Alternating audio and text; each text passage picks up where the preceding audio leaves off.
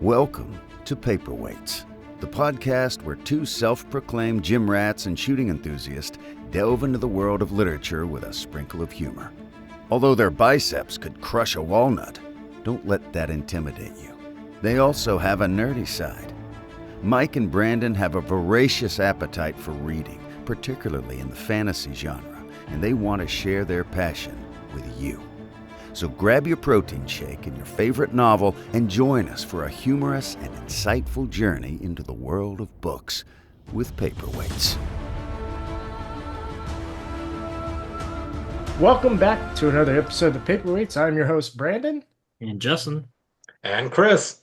And we're the three amigos. Maybe. Welcome back, guys. We have finished day 2 of the final 10 days. And how y'all feeling? I'm first, Justin. I mean, it's just more setup. Like, not a lot happens till like the very end of the part. So, like, it was fine. Brandon Sanderson discovered that sex exists and decided to put it all in one day. Right? Like, he has it in his other books. Not really, though. He does. He implies it. Yes. But, like, it was just like, oh, no, it's here. They're doing it. Deal with it.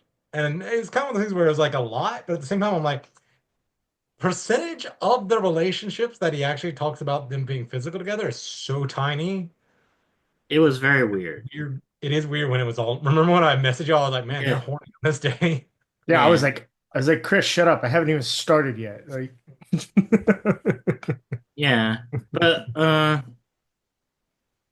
yeah, it's like a whole lot of setup, and then stuff happens at the end that is gonna be cool. Yeah, That's kind of my deal. Like, a lot happens, but also not a lot happens. yeah, it reminded me this section really, and we're probably gonna see a little bit more of it. Really reminded me of Inception. Kind of like a cross between Inception and Interstellar, which ironically are both Christopher Nolan films. So I wonder if Brandon Sanderson was on like a Christopher Nolan kick when he was going through with it. So I don't know. It might become what's that Jim Carrey movie, the really sad one where he goes through his memories? Eternal Sunshine of the Spotless Mind. It might turn into that a little, traveling through different times, living in because he's living through vision, so he has to be in people's reality. Also, maybe a little Jumanji with Gavinor. Oh yeah, Gavinor will come back. Oh, I'm putting money down that Gavinor's going to come back 50 years old, just a complete badass. Yeah. I don't know. I see Gavinar being a big proponent in Arc 2. Maybe. Yeah. But I mean, he could come back at 25 or something and be like, what's No, that? yeah. But I almost predict that Gavinar is not going to come back until like we're going to get more of Gavinar in this book, but I don't think he's going to be out of the spiritual realm by the end of this book. Maybe. I did have a funny theory that immediately got quashed. So I thought when I was reading it that Lift was going to go into the spiritual realm with them. And I thought it'd be hilarious if she became Honor. That would have been funny. Yes, but it's not going to happen. Yeah, but all right. Well, first impressions. I do have a crazy theory once we get there that I'm going to start on. Okay. All right. First impressions are out of the way. So before we dig in, I'll remind y'all we are sponsored by Mudcat Whiskers, a Louisiana small business that makes and sells beard care products. They have wash, conditioner, balm, oil, butter, and candles as well. They come in a variety of scents. So you can visit them at their website, www.mudcatwhiskers.com. Use code Paperweights at checkout to save yourself money and get your beard feeling nice, soft, and, you know, ready for cuddling. Sure. Not only that, there's since coming candles, which are perfect for someone like me that doesn't really have the beard, but I still like the smell of them. So I can, I have my own little office in my house, and it's just make it smell all nice and it's manly, but it's not like manly. It's like a masculine, mature smell. And there's also nothing wrong with buying the oils and just rubbing them on your face. But That is true, I guess. so, Mhm. but yeah, check them out. Nick is a good guy. Run into him often whenever he's at Renaissance fairs and other festivals around the area. He's a big proponent of small business and community, and he shows his face around a whole lot. So, all right. Are you ready to jump into chapter 14? Yes. Also, before I have a little quick plug for the podcast. I recently recorded a special one-off episode about War and Peace. It's pretty mini. It's like 35 minutes. So check it out. There's no spoilers. It's just kind of my thoughts. I might start doing this a little bit more if I read a book I like that nobody else read. I might do a little mini episode. So just a little extra, little special episode for y'all. Yeah, and So, I'm working on getting that edited and rolled out. So so far I've listened to a third of it, and I really enjoy it. Yeah, it's not too Who long wins? for y'all. War or peace? I guess technically Peace at the end. Woo. I mean, have you ever read? Spoiler alert. Have you ever seen Gundam Wing? It's the Endless Actually, Waltz. Endless Waltz is war, peace, revolution. It just goes in an endless circle throughout history. It's a good movie. You should watch Endless Waltz. Oh. Anyway, it's Gundam. Gundam. Gundam. You go ahead for chapter 14. Not asleep. This is a No, they are not. chapter where they're not asleep because they're doing it. Dalinar, he's like awake and he's not asleep. That's the first line. Dalinar was not asleep.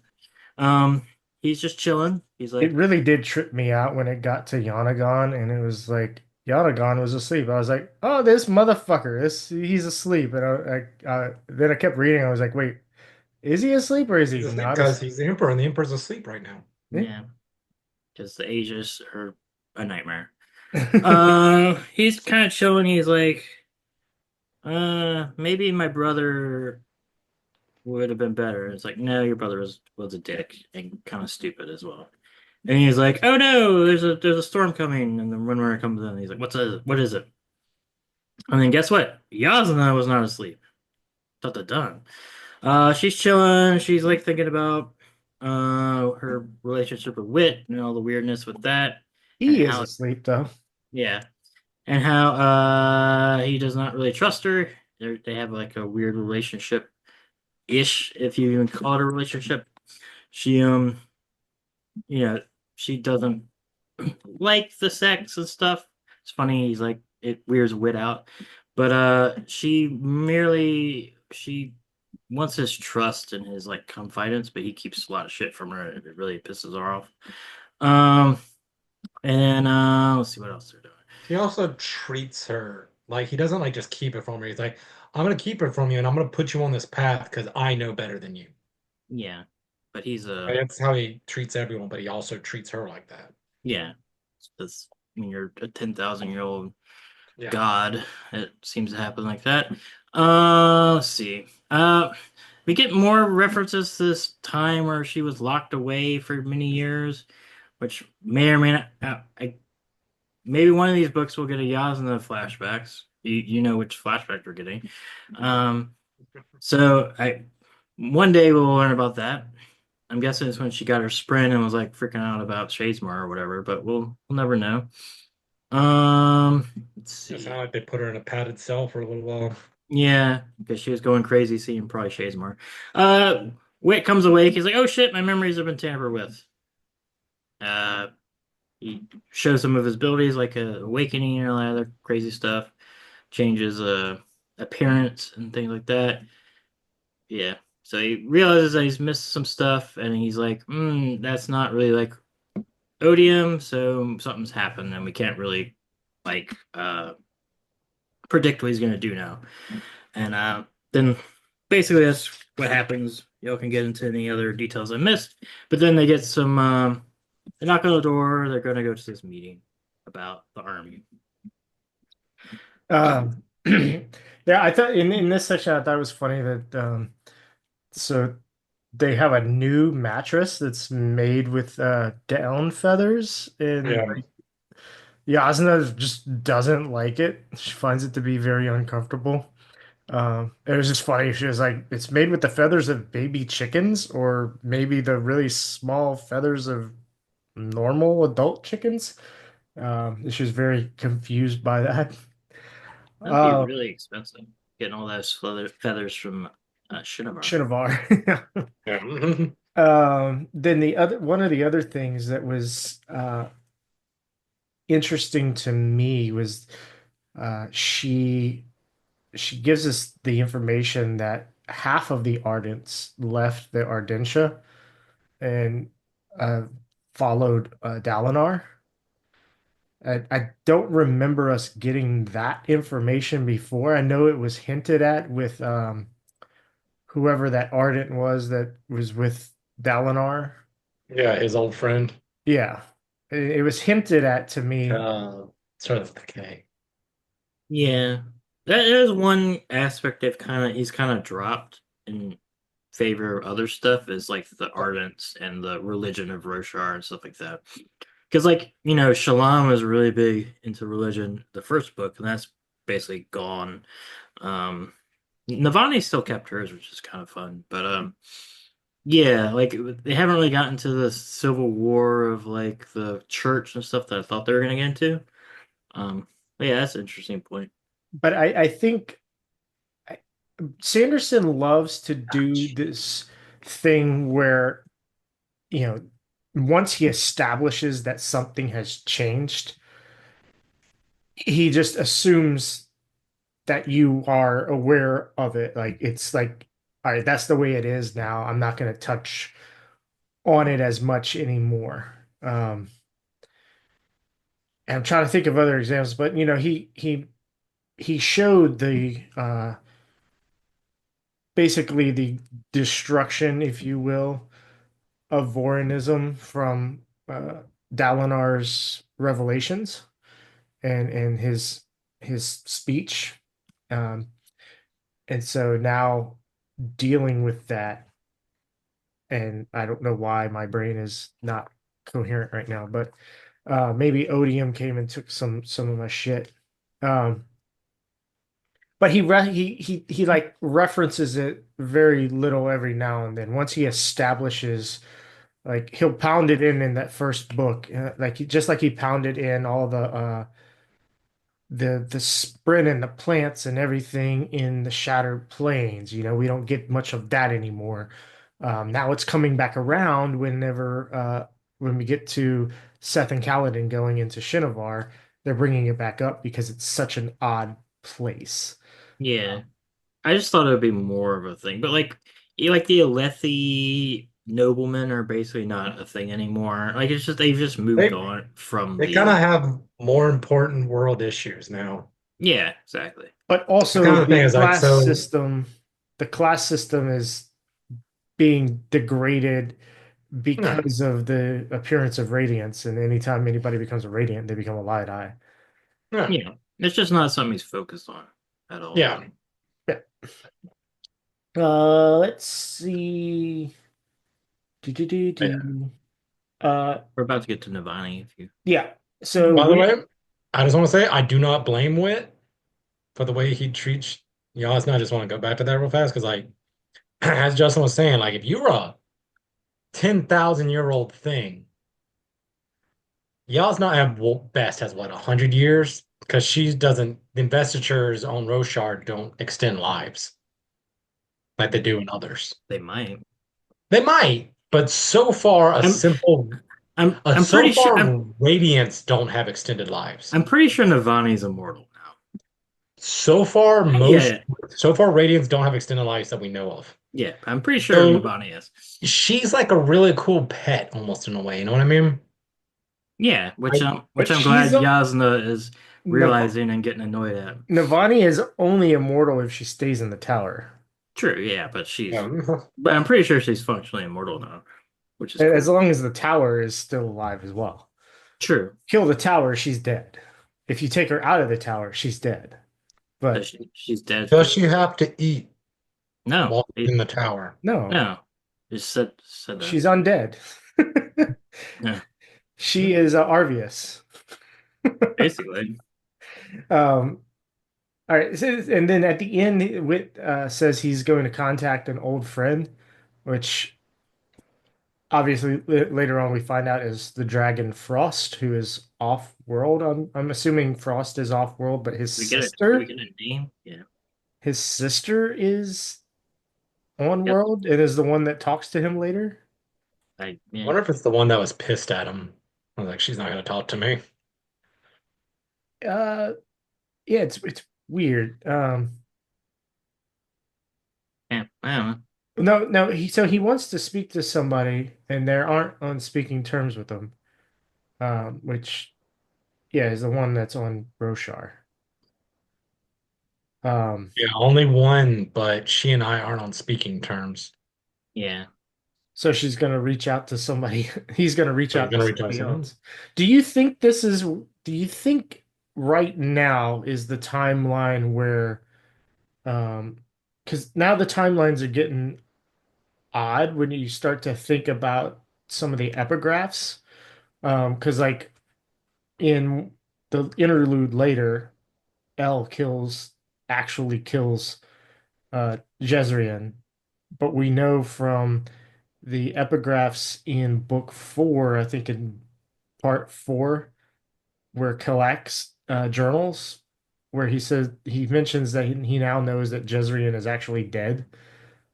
I mean, Um, that's just a journal, though. right. So yes, Kelleck's journal had to have been written after L killed Jezrien. Sure. So Yeah. he hasn't actually written it in the actual world yet.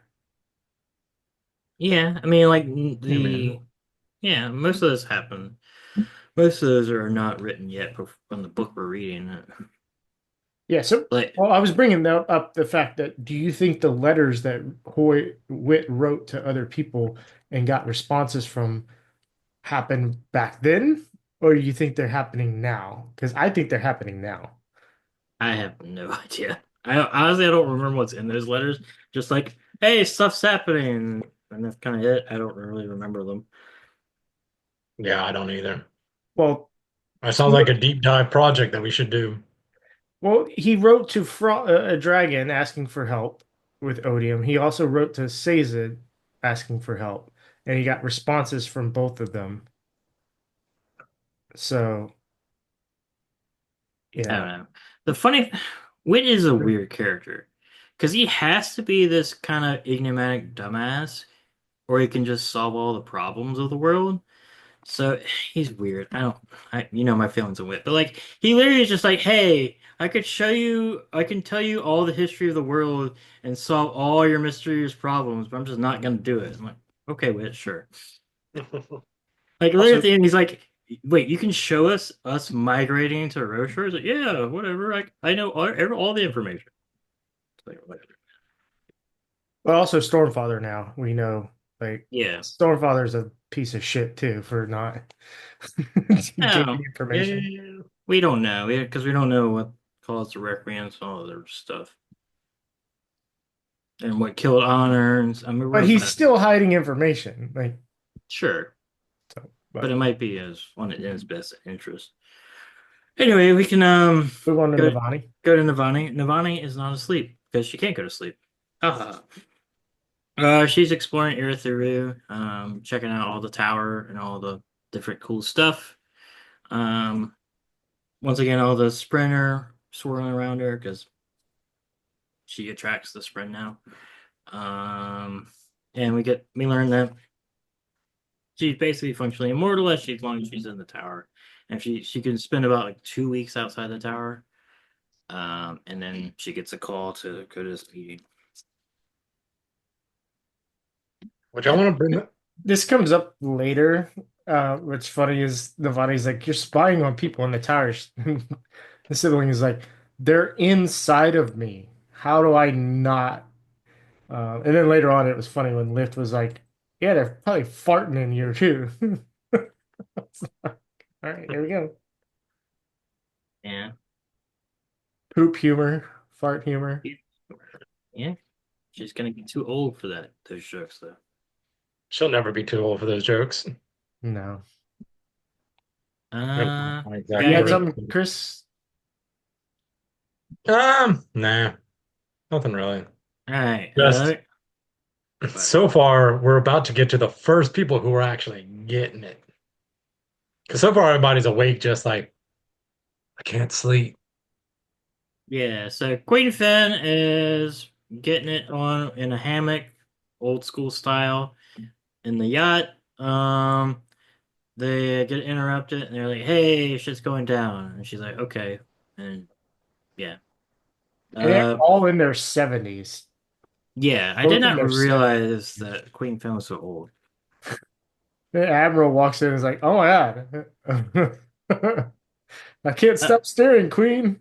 yeah, they learned that basically their blockade has been crushed and they're going to be under attack. Dun dun dun. Then we got Gox. He's chilling. He's like, I'm scheduled to be asleep, so I'm gonna be asleep. He's chilling. Um, and he's like, this is weird. I'm the leader of this nation because I didn't die because Lift healed me. That's a terrible way to govern. Um, and then like, It's a good thing he doesn't govern anything. true. And then the guards come in and it's like, boom, the Emperor was awake. Dun dun dun. Um, It's yeah. weird that they let 10 citizens every night come in and have bedside vigil while he sleeps. It's 10 citizens for each hour. There's rotating people. Yeah, yeah. Imagine like you're in the city and you're just like, oh my God, oh my God, oh my God, I got the note. Tonight at 2 a.m. I gotta go watch the Emperor for an hour's sleep. Feel And be like that's excited. feel like that's a thing, like the Dalai Lama or like a Japanese thing. I can't remember, but I mean, if you think he's a holy item, But then yeah. maybe. Don't give away my secrets, Justin. You have some. Yeah, every night, the Oh, 10 people every hour come and just watch me in my bed. you're the Dalai Lama. No, I'm more Okay. important than that. Ooh, that shots fired. The Dalai Lama's gonna write me a cease and desist. You might. All right, guys, that was a great last episode. Yeah. The Dalai Lama is one of the 10 people that actually listen to the podcast. Well, sir, I'm honored. Um, You're honored or you are honor? I'm honored. I'm not a god yet. Yeah. I haven't visited He would the just be a spiritual shard anyway. Yeah. Well, honor is a shard, so. Or maybe a splinter. We got chapter 15, Passion Sprint. Get some Ada, get some Dalinar. Let's see. Adolin's chilling. We find out there's a new contraption called a shower. It's pretty awesome. What's up? Shalon comes in. She's like, what is this? This is awesome. They have some sexy time. She gets congratulated on the sex by her little tiny creation spread, going Shalon. Shalon. Shalon, Shalon, Shalon. At least I have a cheering section. Yeah. Like, if my wife was into Stormlight Archives also, after this, if I read this before her, I would totally be ordering a little plaque for the room that would just have her name 3 times, and then below it, at least you have a cheering section. Is it going to be recorded and after every time you play it? You need Oh my God, us three could record just going, "Sarah, Sarah." And yeah, then like, you yeah. need to get a Now, each of us favorite. saying it, pronouncing it a different way. No, Oh God. you commission Michael Kramer to do it. I'm Yeah. sure he'd be up for it. Let's see. If Shalon's gonna go fight the Ghost Bloods, basically. All right. This chapter is what started, this section is what started my theory. Okay.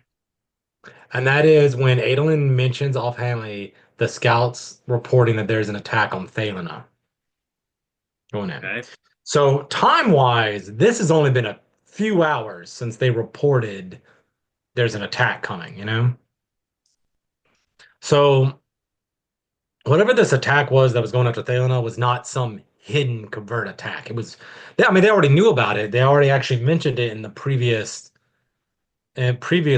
that the blockade was blocked. I think I already mentioned it. Or that might have been later that they blocked.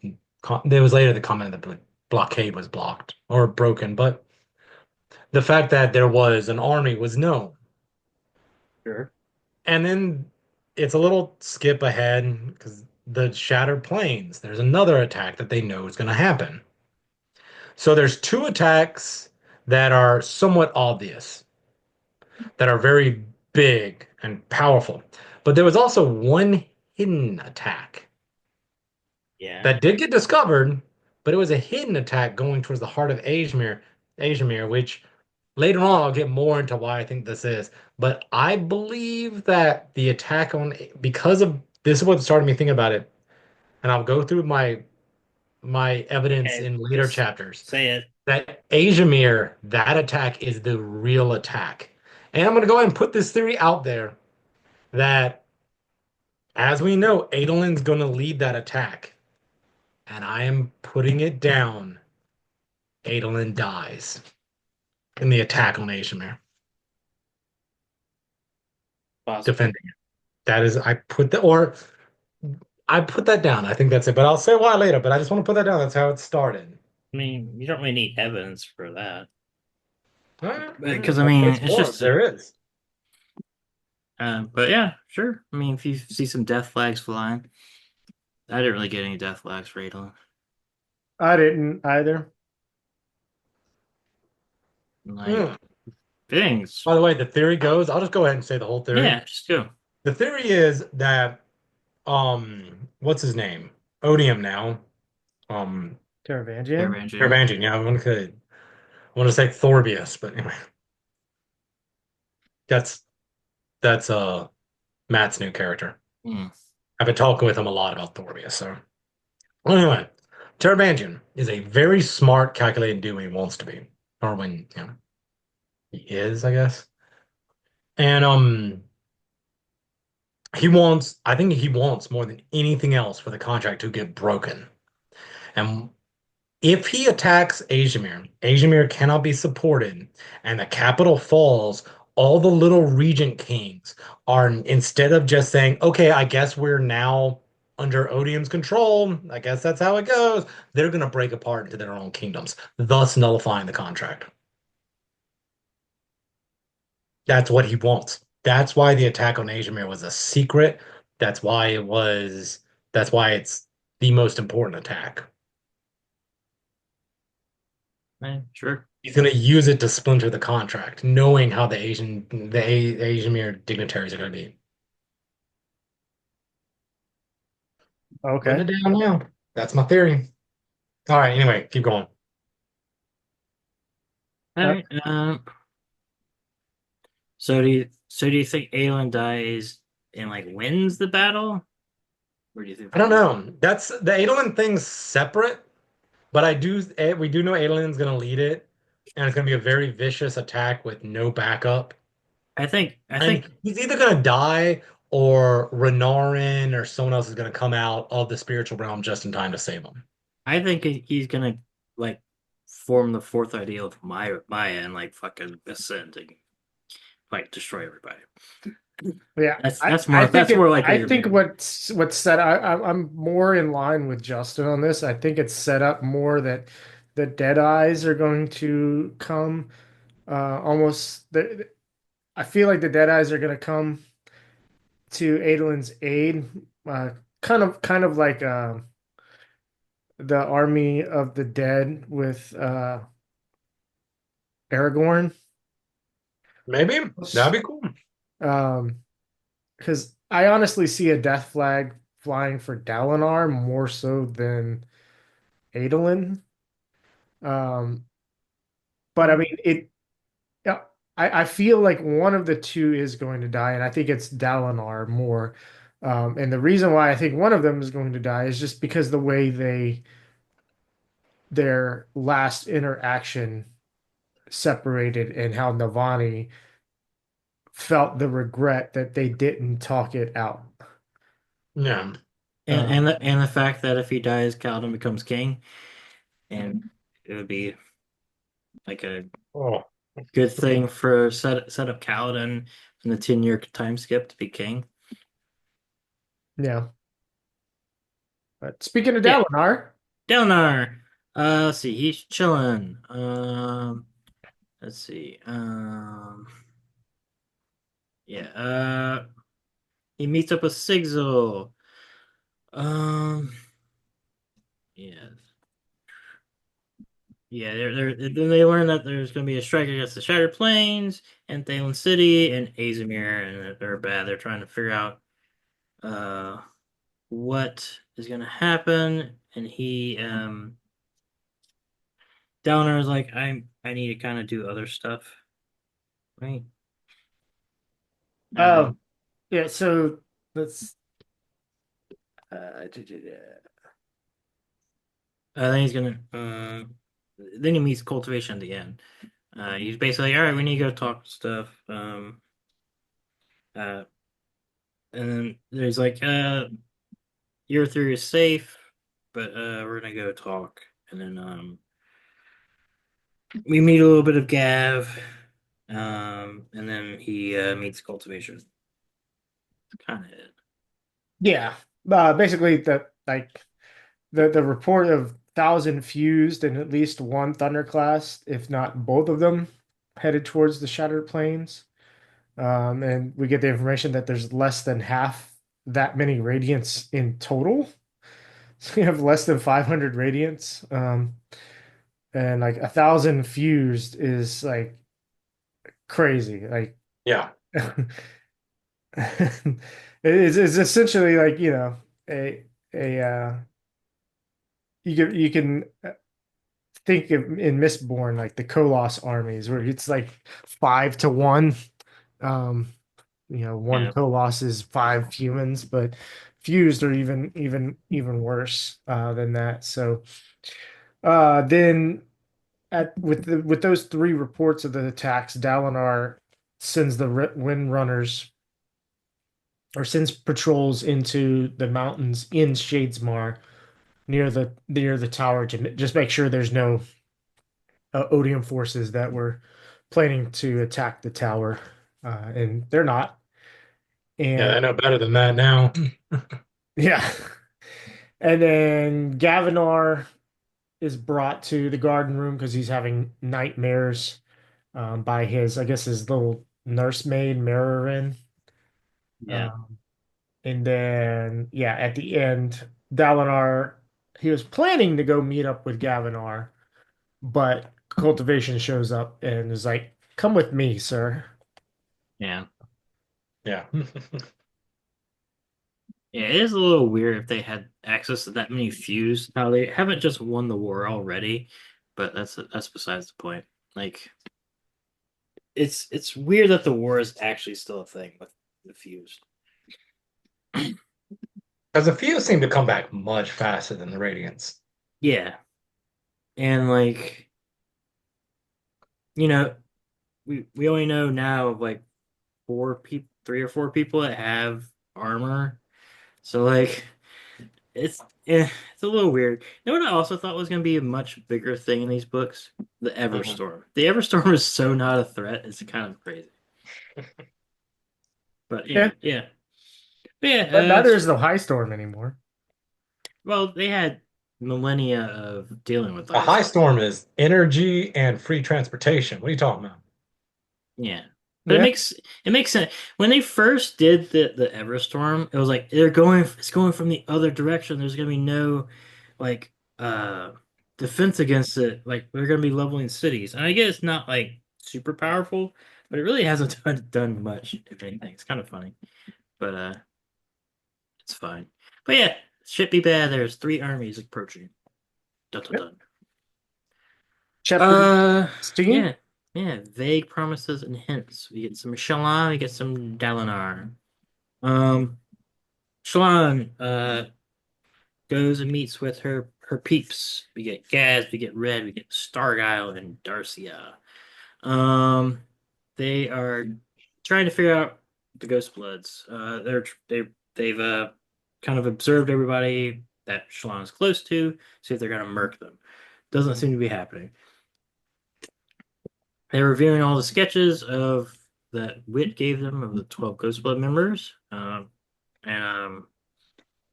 yeah, she's like, all right, we're gonna go hunt them, basically. And then she's able to we get a little thing of like, hey, Kaladin was able to like summon his shard plate on other people. Can you do that? And she does, but it doesn't work. It just like locks up. Um, which comes into play later. Pretty cool. And then yeah, they're gonna go hunt the Ghost Bloods. Basically, that's her job. Yeah, so some of the important information to me, and it'll come later, but just we know more off-worlders are getting involved because two of the new uh Ghost Bloods, there's one male and one female, and they're Yeah, they're the masked people. yeah, they wear wooden masks like Iyatl, as the audiobook says her name, Iyatl. Yeah. But yeah, two new masks, which I knew, but this book now informed us are their race are the Malwish. I Uh, missed that. Wit says it at the end whenever he peers into the Shadesmar in the room, and he's like, "Yep, there's just one corpse, and it was Malwish." Um, but they are from uh, they are a race from Scadrial. Oh, okay, cool. Guess they're Uh, from Era too. you will meet them in Era 2. Um, Are they a race or a sect of people? they're a race as much as like Terracemen and Luthadel or whatever are Okay. separate. They're not like a race like humans versus Parshendi. Okay. Yeah.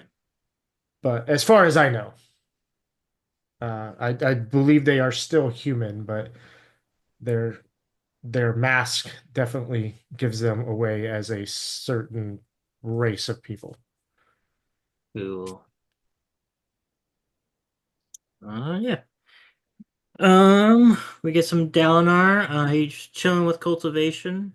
And Cultivation's like, hey, you should go to the spiritual realm and become a god. And he's like, oh, that could be bad, but maybe I'll do that. I mean, why not, right? Yeah, why not? And yeah, that's basically it. She tells some other stuff like you can learn the truth of the past and blah blah blah blah blah. Because I'm not gonna tell you. That'd be too easy. Um, and then yeah. So he talks to the Stormfather. Stormfather's like, that's a little weird. You shouldn't do that. He also didn't see cultivation when she was there. She was hidden. Um, but yeah, that's basically that. It goes into the meeting with everybody. Um, and um, and Wit's like, oh, there's loopholes and stuff. Something's wrong about this stuff. Yeah, that's basically it. Yeah. I don't have anything else. Do you have anything on this one, Chris? No, not really. Just wants to get to the meat and stuff. But Yeah, it's a little. Get some Shalon in her armor with a little satchel. yeah. It's pretty cool armor. Oh, yeah. I get later, but she has a shard shield now, which is cool. Testament. Yes. Weird question. I hmm. could not remember this, and I meant to go look it up, and I forgot to. Paladin's armor in the previous one, Rhythm of War, it would fly and it would protect people from blows, but it didn't Yes. move with them. Like, could other people wear it, or It I did don't. went Chris just around do it people at first? times. Like Huh? it surrounded people at times. Yeah, but did it move with them, or did it just protect them like Shalon's would? I I can't don't remember. think we really knew, but Yeah. Yeah, it didn't like because from what I remember of it, it didn't sound like it was moving. It sounded like it was just like like someone would go swing down at someone and and the armor would just fly in front and shaboom, and block the blow. I don't know. The way they were talking about it, it seemed like that's like they were able to move it. They were. All right. yeah. Because the dude was like, "Hey, could you give me your shard plate like Gauda could do?" So it Well, seems they might have like just heard rumors of Cowden's plate flying on other people and stuff like that, and not sure. knowing. And once rumors start going, Yeah, I don't know.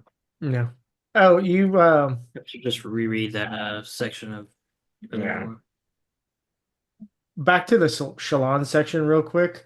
It was really funny at the beginning because this is where they were cheering Shalon on, I think. Because she was like after they had sex, she was just enjoying like a shower massage yeah. by laying on the floor in the shower, which is fucking disgusting. But If the getting shower's never been used before and it's a clean new shower, that's fine. the Yeah. shower is thousands of years old, Chris. Um, but anyway, the creation sprint, um, they made themselves into like soap bars and cleansing stones and other things as they were cheering on, which it's funny. Just the creation sprint are funny. Shalom Turn has the themselves. best sprint. Yeah, she does.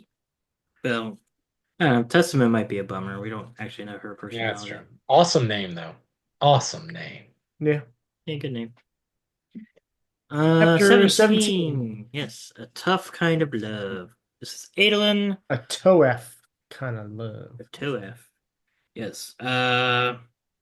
He's chilling. He's going to the meeting. He's going to. He stopped to see Gallant first. Of course, he always sees the horse. Um, he we meet Colt. Cola. Uh, Colat. Okay. What? He's like Dalinar's bodyguard or something. I don't know if he's important. He doesn't come back, so he's chilling. Then he goes with Yanagan, good old Gox, and Gox is like, "I'm not that good. I can't even fight." And he gives him a little bit of a pep talk, and gives a good impression to good old Yanagan, um, which will come into play later. That's kind of it for him.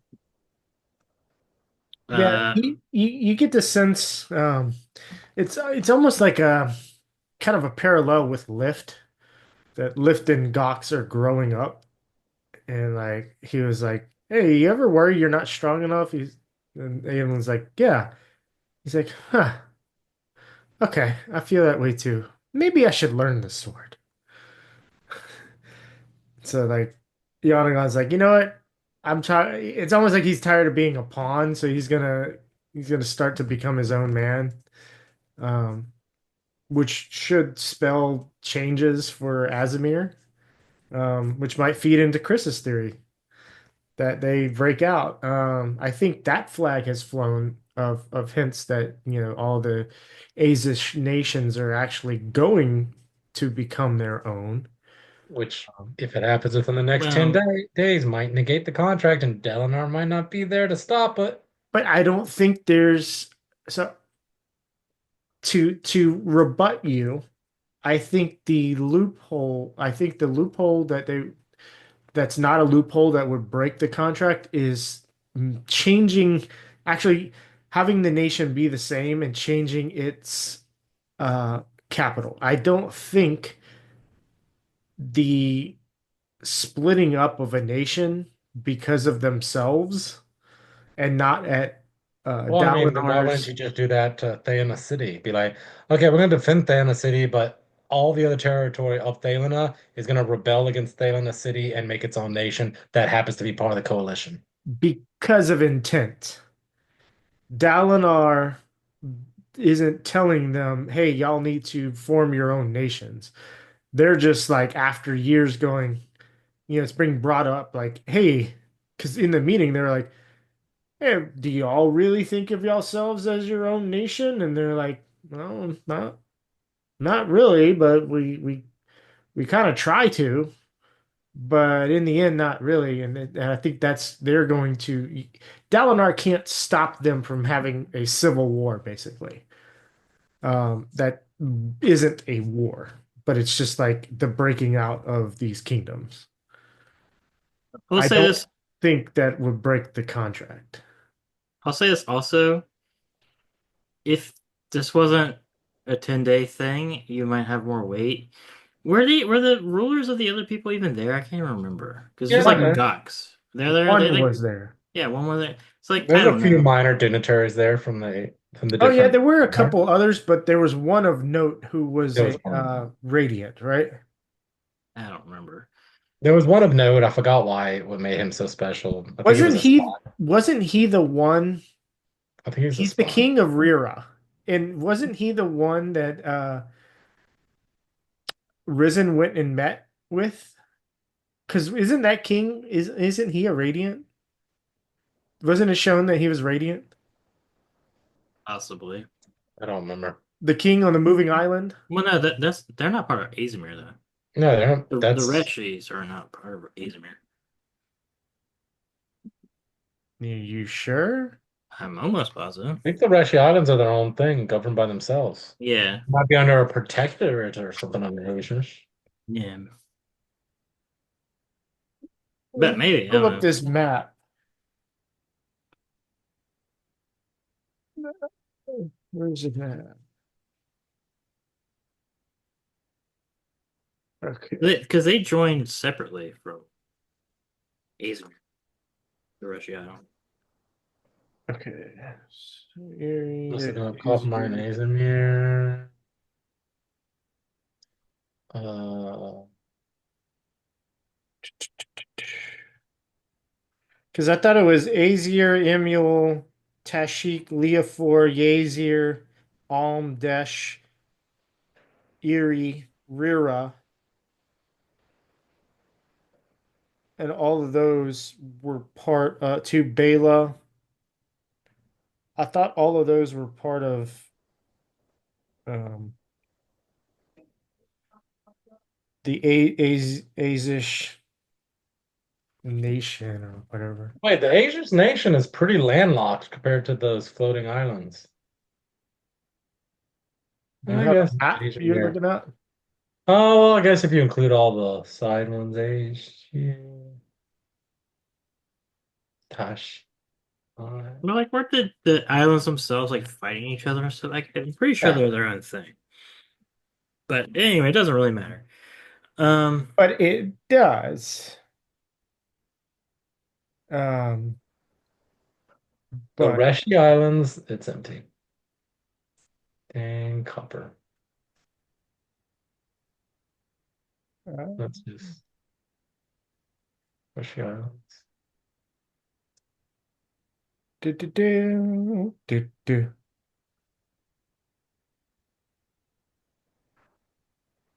Why? Yeah. The Reshi Islands are not united by a single government. Instead, each island has its own kings. They're their own thing. Makes sense. But Anyway, like my thing with your thing, Chris, is it's too quick. If it No, was like no, a no. couple of months, I don't I know. could see by the end of like day either 5 or 6, maybe because they said the attack basically what they were hoping for was because it talks more about it, but it's gonna happen. The attack's gonna happen in the city, and even the little the Lopen dude had the Hardazian general, the Mink. The mink. Even he knows it's gonna fall. He's like, that dome's not gonna hold. Like once those guys start coming through, that dome's gonna fall, that city's gonna fall. But maybe the large contingent of forces in the area can come back and reclaim the city before the 10 days. So that city's gonna fall by like day 5 or 6. And after that city falls, there's there's not gonna be any leadership holding the coalition together, and there's going to be a proclamation that now all of Azmir is under the control of Odium because Odium has the capital, and the other kingdoms will say we are not under his control and will splinter in response to that, thus nullifying the contract. Maybe. I don't know. That's what I see happening. So it's not the political infighting necessarily. All that stuff already exists there as a framework for Odium to use.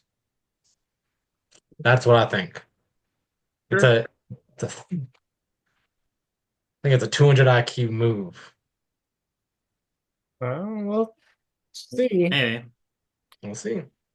Let's see. Adolin, he's chilling. Oh wait, we already did all that. All right. Shallan, she's chilling. They're watching all the people in disguises, being like, "Are the Ghost Bloods gonna murk them?"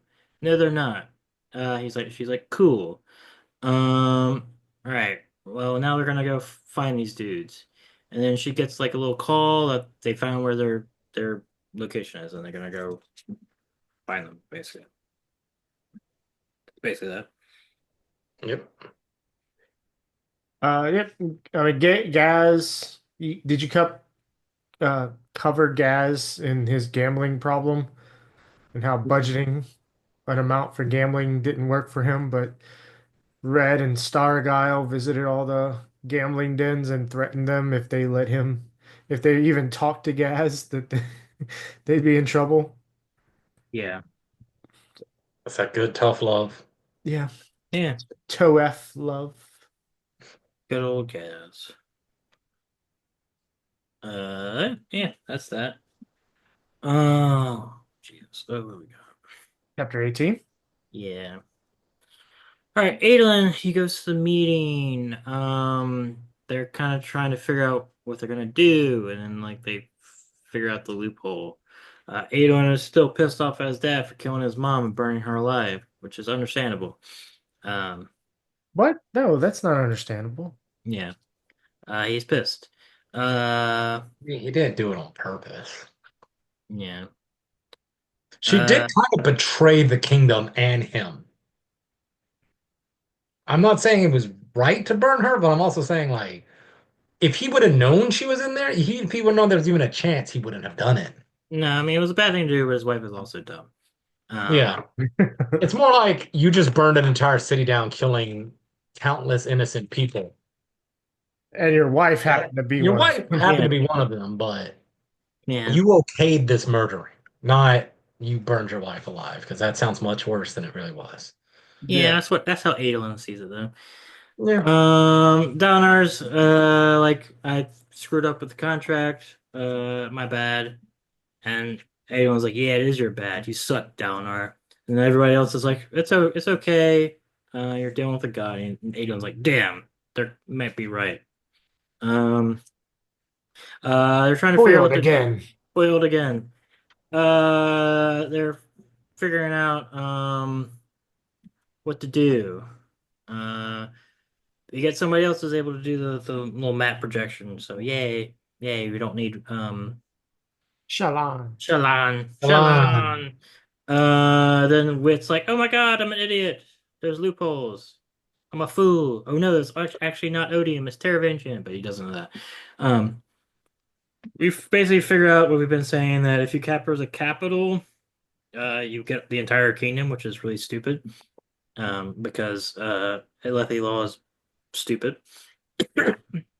uh, this is where we get a mention of Frost and his sister, who you I guess are dragons. I don't know. Yeah.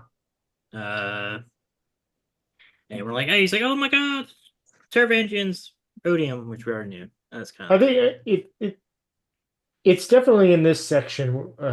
Maybe not this chapter, but he mentions his draconic friend. yeah, So, yeah.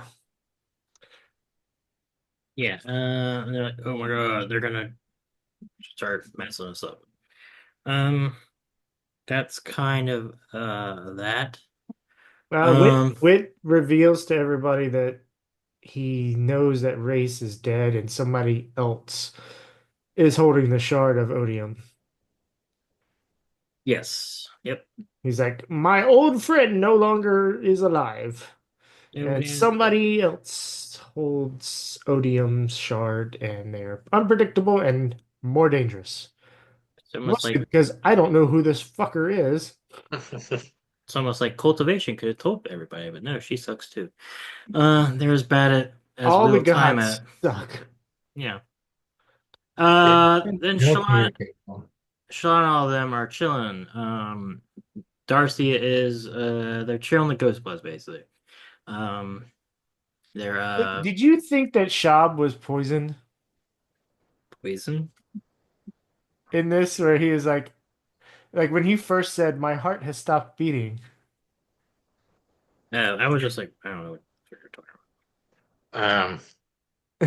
But I he was a little just concerned because it would have been out of nowhere, but then like, within a few sentences, you're like, oh, he's very dramatic. yes. Yeah, yeah. We get a little bit more mention of, I think we already knew this, but like their span reads Morse code basically, to like say stuff. But they basically find a hideout and they're gonna go do stuff. I want to say, how backwards is that? That they had a whole system of basically faxing each other and then develop Morse code using the same tools. They're like, wait a minute, we don't actually need to write anything. We can just do blinks. I mean, we had carrier pigeons before Morse code. Not the same thing. Yes, I also like to make my pigeon blink, to make your pigeon. I'm just saying we had that before the telegraph. Yeah. We also had horse messengers. What's your point? Exactly. So we had messages before We that. didn't have instant messaging across. It's the same thing, Chris. It's unrealistic though if you want to quickly communicate and not make a show of it. Yeah, I know that they would just do the blinky thing, That's what I'm saying. I know. All I'm saying is it's odd that they had the technology to make it so they could make it coordinated blink, far distances apart, but never until recently been like, oh, we're gonna use this to quick send messages to each other. I assume that it's just they They didn't know probably about had it. They probably had it. Everyone Also, had it. also it's still weird how many span reads there are. There's like billion, like they're just basically telephones. Um, They're everywhere. like when they first appeared in like book one, they're like a special thing, but it turns out like there's thousands of them and just everybody has them. Well, I think it talked about it at one point in how like the span reads just they kept making more and more of them because it just I mean, became it makes popular. sense, but it's just kind of funny. Yeah. I did. How did y'all feel about? I thought it was funny when Gaz had pulled out his drawings of the naked women. Shalon's like, "What are you doing?" Is well, I mean, we need something to show if people come over. Like, what are y'all doing? Hovered around papers, your crim scrapers. Like, oh, it makes sense. He's 100% right. I mean, Yeah. it's a little like this whole section has little bits that are a little more risque than most Brandon Sanderson stuff, Yeah, but it's also like, yeah, it fits. he just woke up one day. I was like, what if I We're add some gonna sticks in like book 5, part 2? And I'm gonna guarantee this is my bold prediction. The rest of this book is gonna have none of this. It's just this one-off little part that's gonna have some sexy times in it. Um, that's my Do you guarantee. think there's gonna be more? We get it later with Rushu and the sibling. Do you think there's gonna be more conversations about gender identity? I have no idea. It At least one. At least one more. At least one, yeah. I think it he's got to it, explore that a little bit it more. is kind of funny because it is like he woke up and was like, let's do all the sex and gender stuff in this part. We're gonna have Renarin apparently become gay or always be gay. It's same thing with Verlaine, and we're gonna have gender identities. It's just kind of funny. That's just all in this one little section. No, nothing else in this thing. It's really funny. I mean, Uh, it's whatever, but who else is like Shab, where he's like he makes a joke. He goes, "Ha ha ha!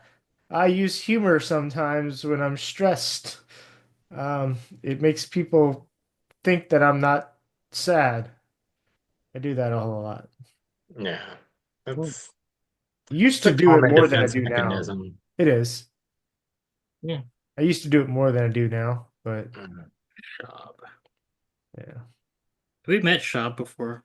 I don't know. Her people are such a blind Tension. spot. Yeah. But yeah, they're gonna go chill with the Ghost Bloods. Yeah. Who are gonna have a cool meeting later in the book. 19 ruled by voices. We get some Seth, we get some Kaladin. They go to Shinovar and they're like, "Oh my God, it's like plants and stuff." And that's kind of it. Oh, snap. I had a funny note earlier. Have you Not found too it real late. fast? Too Too Too late. late. late. Done. You might as well just like exit the podcast now. Yeah. We All never right. get back. It's Well, always I don't want to slow us down anymore, so let's keep going. was it really interesting? It was a fun video game idea based off of something in the Go so ahead. the whole- so it was when you were talking about her armor and how she was like, I don't know, maybe I need my armor to go talk to Kaladin's armor and figure out how to do this. And I was like, imagine a video game where you get armor, but you need to upgrade your armor. Instead of upgrading your armor, you then have little mini games where you're doing social games, like almost dating sims, where you're like talking to other people's armors and trying to become friends with them and get them to show you how to do cool stuff. The And then it Persona. like zooms back out and you're back now to fighting and your armor's now way better. Yeah, so Persona. Yeah, very, very, very Persona. I've never played Persona, so It's a It's that. it's a fun JRPG. Well, there's a billion of them now, so but you have social links with people and you level them up by talking to them and you get more power. oh, that's nice. But this Does is any, your armor, yeah, so does not anyone have anything in this chapter for based? They go to Shinovar, like I yay! so one Misted Mountains, obviously a nod to Tolkien.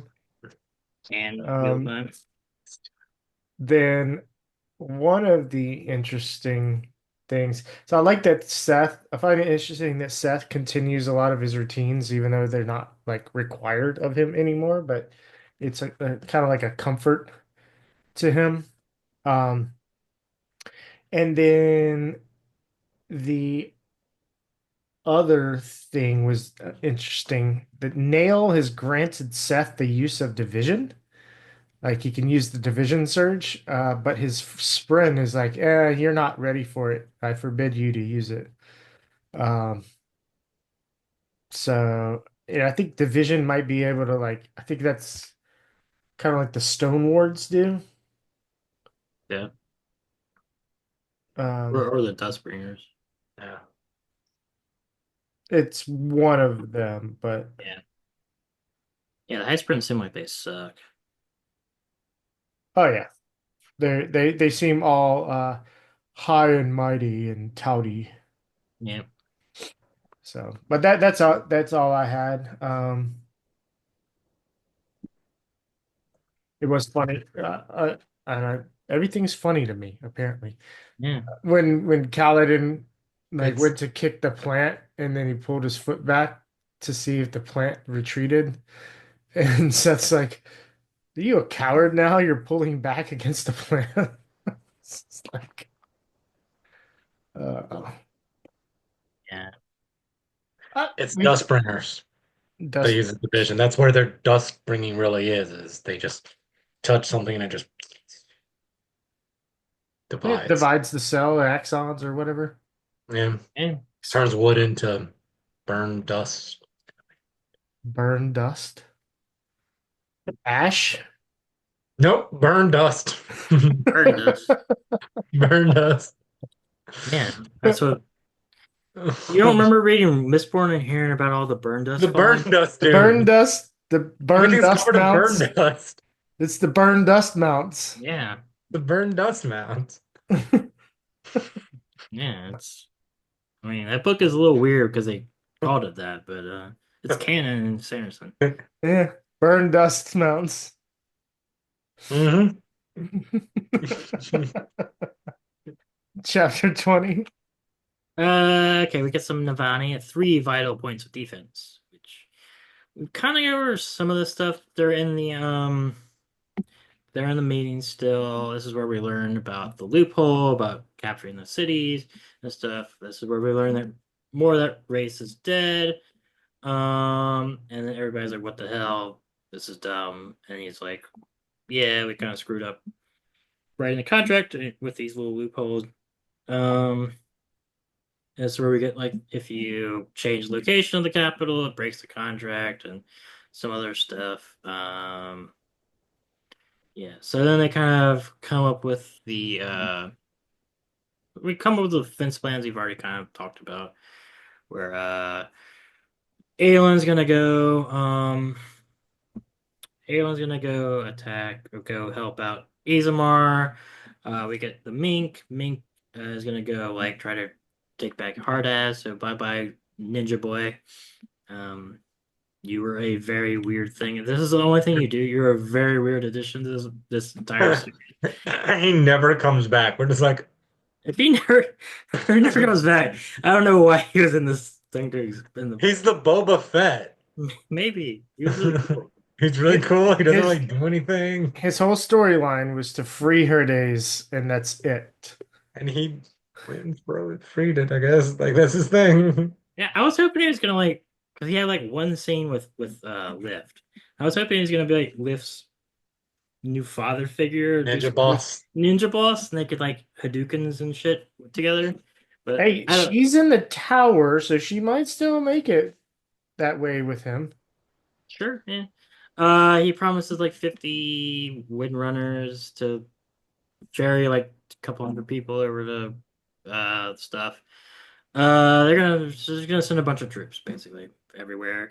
Azamar's gonna be lightly defended, but it has like 40,000 troops that can reach it in a couple days, so hopefully that can happen. Shattered Plains are gonna attack by basically all fused, which is gonna be crazy, and 1,000 fused, very bad. So, my prediction on the Shattered Plains is that Leshwi and Vinley are gonna end up bringing Yeah. troops there, and they're gonna bring Chasm Fiends too, and the Chasm Fiends are gonna fight the Thunderclasts, which would be pretty cool. Yeah, I see that. I like that. I mean, like that. they can't really bring troops because they don't really have any troops. But like, They like have the some Thunderclast. radiance. yeah, they're gonna have some radiance. They're gonna do the Dune thing right on there on the Yeah, the big on, like, monsters. Just ride them. On the 2 Chasm Fiends that are left alive. Yeah. 'Cause they've been hunted to extinction. I was That's why that is why Brandon Sanderson had them hunted. Like he wrote in that they were all hunted so that there wasn't like 50 Chasm Fiends to fight 2 Thunderclasts. It's like, oh shit, there's only 2 Chasm Fiends, and like the final Chasm Fiend is gonna get killed by a Thunderclast. And I was really expecting Vinley to be in this book already, and she's not gonna be in next part either, so also I think I just like put him in there. I thought Verlaine was with Vinley in the Shadow Plains. he was going like he joined them when they went through the Oath Gate, but didn't go off with them because he said he needs to meet with Renarin first. And once he meets with Renarin, then he's gonna go out Yeah. and join By the them. way, Justin, that was in my head also, and I had to go back and reread. I was like, okay, he didn't go with them. Yeah. Reason I thought he did as well. But that's besides the point. Makes sense. Like I remember that now. But yeah, they're definitely gonna come in at the like final hour and save the day. And like, yeah. I mean, it's gonna be the rhythm of war. Yeah. Well, I've already read that, so it's not gonna be rhythm. Spoiler alert, that didn't happen. Well, no, it's time travel. Oh, yeah, true. Yeah. All So right. literally, like the Rhythm of War book hasn't actually happened yet. But due to the way time travel works, it has. So we've experienced it first, but we're gonna actually go back and it's gonna rehash out. But Raboniel is not going to die, and she and Navani are going to double bond the sibling, and they're going to defeat Odium that way. All right. That's a bold plan. I think That that okay, look, it would be crazy if that happened. Like I would. yeah, that would be pretty wild. Um so yeah. All right, let me ask you this. Do y'all think there's gonna be like Uno reverse where the mink somehow like takes over the Alethi capital and he's like, "What's up, guys? I own your capital now." Mwahaha. What's up, Gonchos? Yeah. Do you think that's gonna happen? Alakar is for ganchos. But it'd be cool if it did. Yeah. Like if it Nako. did, I'd be like, Because Hey Nako, I'm in your base. there can't be that many people guarding uh Alethkar if they have like basically all their fuse are in the field unless they have like thousands and Well, thousands of the fuse. 9 are in the Palace of But they Kohenor. can't do anything. They're fused together like Only because they want to be. can they just break down now? I think they could be killed and repurposed into a body and then have powers. Yeah, but if you just don't kill them and they're just like stuck in a little I'm circle. sure there's a whole lot of other fuse there. And There can't be. If there's I would five say if there's it's 500 probably radiants and there's 1,000 attacking the Shattered Plains, and there's then probably at probably a least couple 50. hundred, like at least 50 or 100 at Thelena, and then there's at least we know what there's probably at least like 50 in the Shadesmar. Shadesmar. So like there can't be that many left, or else they should have just won. If they have like 4,000 fused, that is so much firepower in this world that they should have just easily killed Yeah. all of them. So there can't be that many more fused. Probably, Yeah. possibly.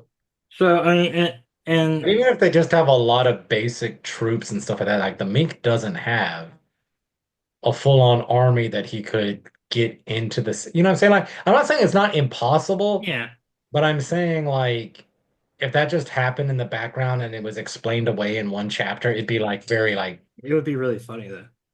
it'd be funny. I don't think it's gonna happen. I could just I feel like he has to do more than just like go free Herdaz and be like, yay. Unless he has like a novella of his own or some shit like that. Which I guess that would work too. But it's just kind of funny. So the Minks by that's kind of it for the chapter. Aelin doesn't like apologize to his father or whatever. Some more death flags fly. Oh yeah, Yasna is gonna be at Thalen City. Adolin's gonna be at Azir, and Zigzil is leading Zigzil, radiants to Shattered Plains. yeah. So those are the three people. Because everybody else is gonna be spoiler alert in the spiritual realm. Before Adolin leaves, though, Dalinar gives him a bondsmithing so that he can understand Azish to make his job a little bit easier. I wonder if that's still around since he's gone. I'm wondering if the wording is. I'm reading that sentence right now over and over again. I'm wondering if the wording is very specific. Like it says it will let you understand them. I wonder if he means just the language or if there's like an implication. It's like, no, you're gonna understand, like be maybe more empathetic to them because you're having a bond with them. That's interesting. Sorry, just a thought that went through my head rereading that sentence. It could go either way with Brandon Sanderson. Yeah. I was trying to find the last words that they said to each other.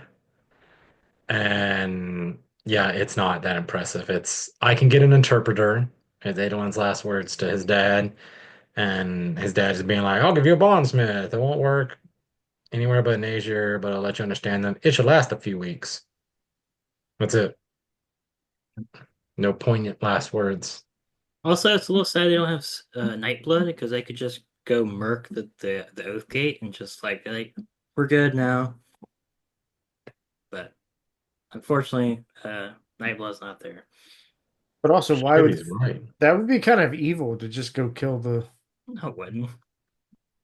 to kill mean, Oathgate's friend? Just Yeah. outright because you don't like what they're doing? That's He- pure evil. You gotta do what you gotta Wait. do sometimes.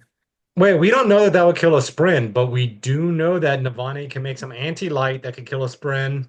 True. She Yeah. could do it. I'm I'm pretty sure that if you stab a Spren with Nightblood, Yeah, it's dead. it's dead because it feeds off Yeah, I know. investiture and soul. And I know. a Spren is pure investiture. I know. Yeah, but yeah, I But I mean, still like to think. they never brought it up, but they kind of should do that. They should anyway bomb the Oathgate and save Azamar. It would suck. I mean, they could do that, but that is pure evil. Yeah, it's war.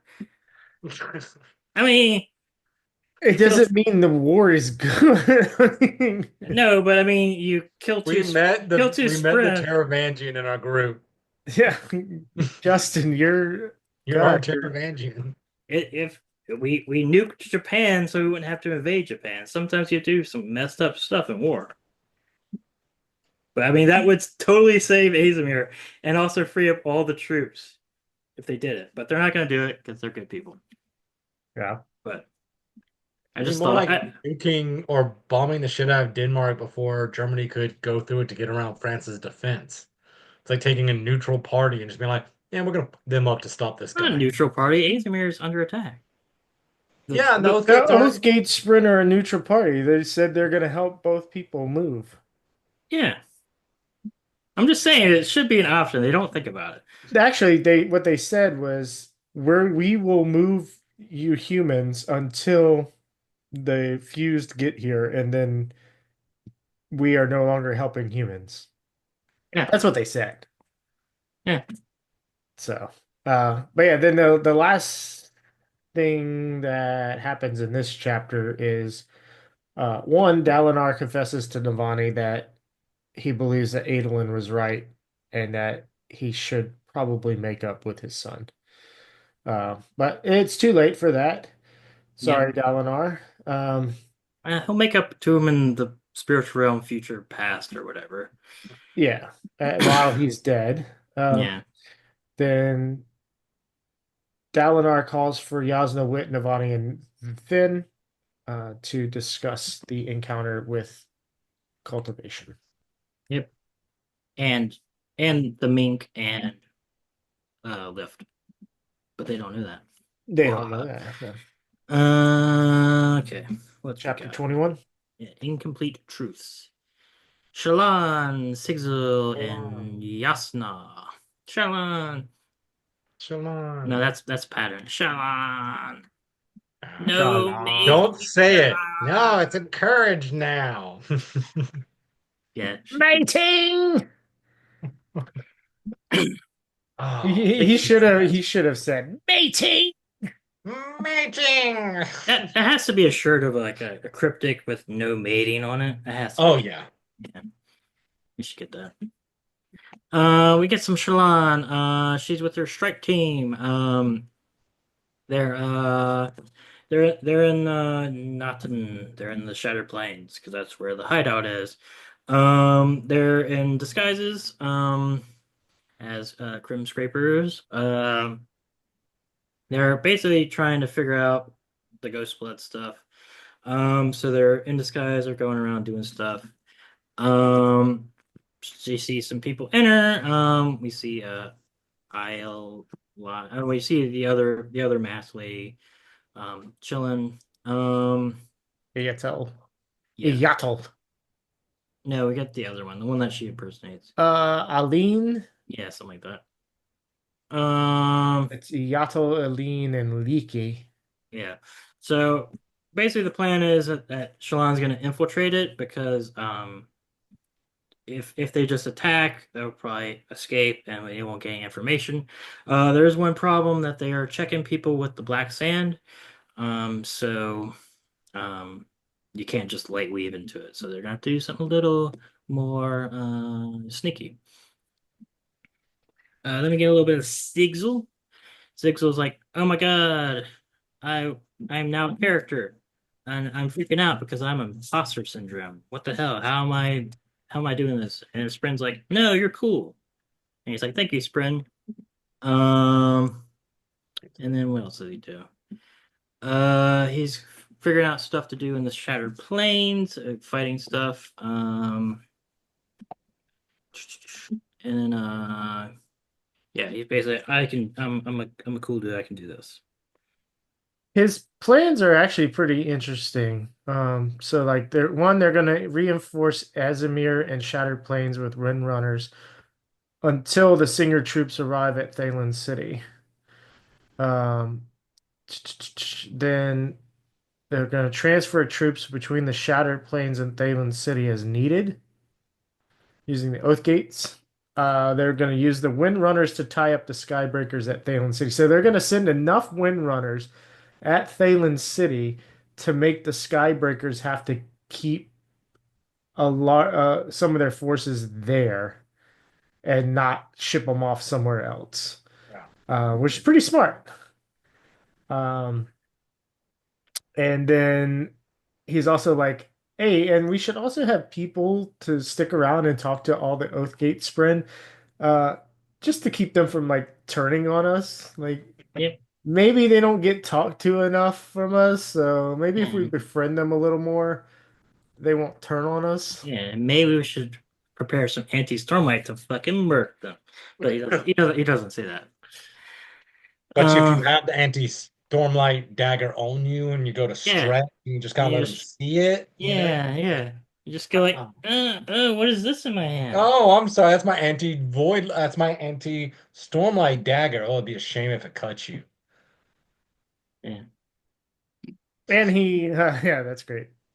Um, but Sigil wanted to get the Mink's opinion on it, but lo and behold, he turns around and the Mink has disappeared. Yeah, but he left a little tree limb where he was because he jitsued out of there as like a Naruto shinobi. I need to watch Naruto. I'm sad. Is that? I'm just curious. I know this is off topic, but in Naruto, is that what happens when he disappears? Does he leave something behind? No, you have a jitsu where like when you get attacked, all the ninjas can do it. But like when they get attacked, they can like transform and like basically it's like a dodge, but it leaves behind a little tree limb. So that yeah, it has like some shurikens in it. Okay. Like it's cool. Naruto's not bad. If you have another, if you want another like 500 episode Nope, show I'm to watch, good. You it got me actually last it time. actually ended, so there's that. It has that over One Piece. All right, we can get some Yasna. Okay, they're chilling with Dalinar, Navani, and Queen Finn. Because Dalinar's like, hey, guess what? I saw the oh, they're in a room that's for the Night Watcher, but she hasn't visited Pure. And the sibling seems to indicate that both hers and the Stonefather are different from what she remembers when she was awake. So they have changed. Um, and we get some more mention of the wind whenever that will happen. Um, but yeah, Dalinar is basically, hey, guess what? I'm not ready to fight Odium, and maybe I should have picked a longer time, but maybe not. And I saw cultivation, and she was like, "Hey, you should go to the spiritual realm and become a god, and that'd be pretty cool." And Wit's like, that's I mean, the spiritual realm is dangerous, and it's all crazy, and I don't even go there because it's crazy, but it could work." And Donner was like, "Cool, I guess I'm gonna do that." Uh, and then And then they're like, "Hey, guess what? Lift and Mink are there. What's up?" They're both little ninjas. And Link, this is where Mink gets all of his guys, and he's like, "I'm gonna go take back Hardaz." And yeah, Lift tells Dalinar that becoming a god is Devi, whatever that means. She also eats a bunch of food. Yeah. And then the Stormfather's like, "Hey, I'm pissed off." Brr. Yeah, all right. So I got some things to talk about in this section right here. Yeah. So first of all, siblings info dump. We've got these concepts that the Night Watcher came from the night, the Stormfather came from the wind, the sibling is roughly 6,000 years old and was formed by the stones, capital S, in the form of a child of honor and cultivation. The bondsmiths used to bond ancient forces left by gods and not Spren. So their whole concept of it has changed. The stone with the capital S is the sibling of night and wind. So these were like uh, prior to odium cultivation and honor being on this planet. And then when the night left, cultivation had created the Night Watcher from some of Night's essence. And we have seen essence before in the Stormlight archives. It was in one of Dalinar's visions, where one of the Knight's Radiance came up to him and he was like, "What is that?" He's like, "Oh, it's Midnight Essence." But also, Chris is familiar with Midnight Essence from Tress of the Emerald Sea. So I wrote a question here of, is the Night Watcher um, like made of midnight essence or something of the sort, which would be an um, interesting theory. Yeah. Is Trust canon? Tress, yeah, Tress is Okay. completely 100% canon. I wasn't sure if that was canon in the Cosmere. Oh, I mean, it could be, maybe. We don't know exactly what Wind, Stone, and Night, Night were, right? no. No. We know that Wind is talking to Yeah. Paladin, supposedly. And there's a chance if Wind's still around, nothing ever dies in here, so Yeah. like they're still around, but Yeah, well, I don't not know. the essences of gods, at least. Vessels might die. But Yeah, these aren't F shards, so I don't know. No, but there's I mean, we know there are other like immortal beings of power. Sure. Like dragons, Are those immortal? functionally, yeah. Okay, sure. I mean, they're as old as they're at least as old as Wit, I believe, if not older. Um, I think Frost mentioned that in his letter or whatever. Um, Hmm. I mean, you can put that out. That might be it. That might be very cool. If it's part of the night essence. Sure.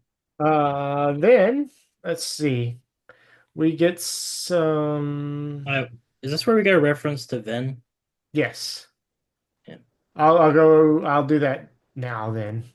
So I was like, the quote says, "Ask your spren what happens if fragments of a god are left to their own devices for too long. They stand up, start walking about, end up in, and start riding around in people's earrings. They start caring. Each god is a slice of a greater entity killed some 10,000 years ago, its power divided. Those fragments have identities, intents, honor, the instinct to make bonds and keep them, odium, a god's divine wrath, uncoupled from essential moderating factors like mercy and love." So, yeah, I'm pretty sure. It, Uh, I was gonna say this. I guess it's not this part where Downer is like, you can give up the power after you get. I guess that's later. that's That's later, later. That's but also still another. here it's a It's a reference. reference Yeah, to her that's earring. yeah, that's another reference to Ven, right? If I Yeah, remember correctly. riding around in people's earrings. Yeah. No, the giving up the power. Oh yeah. Yeah, Yeah. definitely. There's she is the only one that he knew that I've seen in any of the Cosmere books that took in power and then gave it up. We Uh, will get we will get to that part where that reference eventually. I did like this script, the quote of the dangers of the spiritual realm that Wit gives. Every event in the past still echoes in there, just as the scars upon the body are a record of past wounds. Um, to deviate from that course risks getting lost in a place with no directions, no lifelines, a place where even I, as one of the ancients, tread cautiously. And then the last thing, so here's a oh, sorry, there's two more things. Ka, the Windrunner, uses her shard blade as a pen with ink cartridges, um, which is entertaining. And then I wrote some quotes about some of the shards that Wit mentioned and trying to pick up because he says we don't really know what happens when a shard dies. And he goes on one planet it was all around and we didn't realize it. I think that's preservation as the mist, Yeah. potentially. And then in another, the god's power was stuffed into a metaphorical closet, packed into Shadesmar and left to rot. But if the other one is preservation, then this one can't be ruin. But this one could be ruin, which means the other one is not preservation. Why couldn't it be both? Because he was mentioning on one planet this, Yeah. and then on another planet this. I don't remember what happens to the shards in like Elantris and stuff. Yeah, I never read Elantris. I don't remember that one either. That one is on my list. And I don't remember what happens to the shards and whatchamacallit. I think this Breath World. I don't even know what the shard is on in King and on Warbreaker. Oh man, I trying to remember. It's not Dominion. It's God. Why can't I remember? Um, Well, but anyway, this other one could be the on one. It was all around and we didn't realize it. I think that might actually refer to uh, Shadows for Silence in the Forest of Hell. Maybe. Because there's like shades. They're called shades on that planet where like nobody really dies. They just become these like zombie-like things. I think it's probably to not do a little novella. Probably it's Mistborn. And the other ones, I'm gonna guess it's either Elantris or Warbreaker. Probably Warbreaker because it's been in more, but now that we have the Seons, it could be Elantris World. But I would guess it's referencing his major works. So, but maybe it's just for nerds like you that have read everything. I'm honored. Ah, I forgot to mention, and now we're an hour and a half. I did get my purple belt on Heck Saturday. yeah. Heck Jitsu. yeah! Congrats. Yeah. All right, we're on to chapter 23, compromise. We get some shalom, get a little bit of Uh, Nabani. chapter 22. Did I skip a chapter? Yes. All right, chapter 22. Looking for a third option. We get some Kaladin, we get some Dalinar. Let's see. I have a juicy theory on this, but we'll go through. I just remembered. I read my notes. I was like, oh shit, I made this theory. This is a great theory. But let's go through the summary. All right, Kaladin and Seth are in Shinovar. They're chilling. They're looking at the plants. Uh, Seth is like, "Hey, there's an unmade here, and also I deserve all the shit I'm getting," which is true. And it's kind of that. There's a lot of stuff about he's trying to get him to open up because Dalinar told him to. It's gonna work because he's gonna tell him about his past.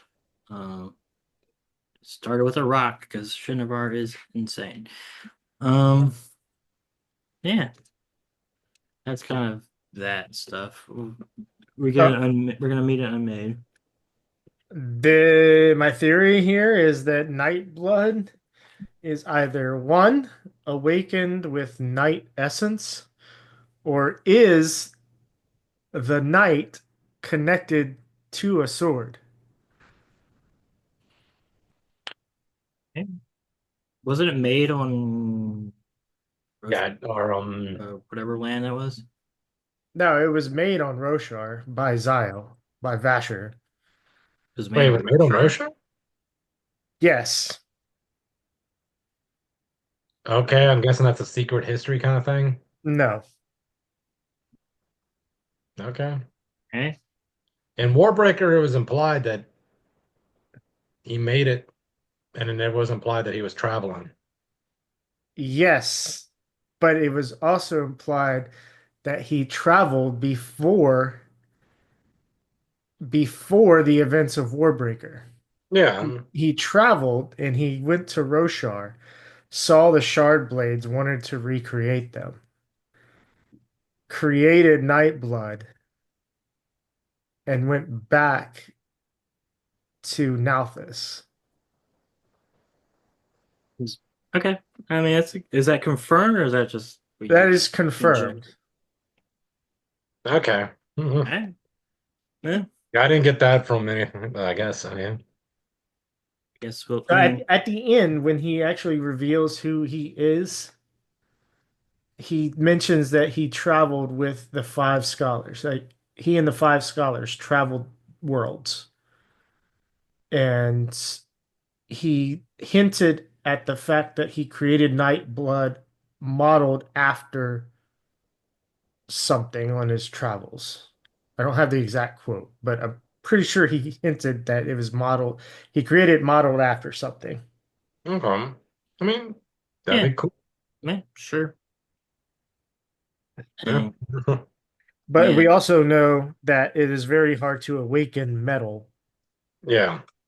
Um, Maybe Zyle will show up again instead of just being a cameo. Do you think Azur's ever gonna show up again, or is that just a little dumb cameo? uh, I I think think one or both of them will. I don't know. I'm kind of afraid that Zyle is dead. But they would have killed him off screen. uh, he might have died on screen, but Yeah. you didn't know. I mean, if we didn't know, then he didn't die on screen. Well, I mean, I'm just saying that's we kind still of. don't know who that person is with all the rings that Mraize killed that had the chicken. I don't think that was Zyle. Could have been him as like it could have been him and Mraize light weaved something over top of him. Also, Moraes is not cool enough to be Zyle. Like he runs away from Yeah. Shalon. He runs away from Shalon. He's kind of a little bitch. Maybe Ray, that's his. Val Maybe is He loses to a single windrunner in this back part. He's not that. Zyle is like a mini wit. He's been around forever. He knows way more things than he should. He's traveled worlds. He's Yeah, like a miniature wit or a mini powered wit. yeah. So it'd be kind of sad if he just got killed off like that. like I think he's probably just like Wit could like solve all the problems of these books. So he's off doing something else. Yeah. In like another book or something, like Era 2 of Mistborn or in an upcoming novella or something. But I don't think he's good. I think Vivenna was just a cameo. I don't think she's coming back. I believe so too. Because if like she came back now, I don't I don't know that I'd like. I mean, it'd be kind of cool if she came back like another cameo-ish thing. But if she came back like being a major figure that had huge plot points, it'd feel more like Deus Ex Machina than a cool character I cross. mean, if she's gonna come back, she's gonna come back in Shinovar and like fight Seth and get Nightblood back, or whatever. That was the only Yeah. reason she was here. But yeah, we get a little bit of Shinovar, and we're gonna get a little bit of Seth's background. Downer is chilling with the Stormfather. This is where we get some of the Stormfather. We get some of their like that Stormfather's not been telling the whole truth to him. Their Stormfather is a little annoyed that he wants to become Honor. He doesn't like it. Yeah. This is where he reveals a little bit to Downer that doesn't really get brought back up. Is that he talks about his brother, and stuff. But yeah, but Downer is basically like, hey, I kind of need the power. We're fighting a god. This could be bad. And Stormfather kind of is like, all right, I could kind of see it. Sure. And he comes back. Wit's there. He's heard stuff. We get Wit's also kind of a cold, calculating bastard because he cares a little bit about Roshar, but not enough to actually unleash odium on the rest of the place. So he's still doing his own interest.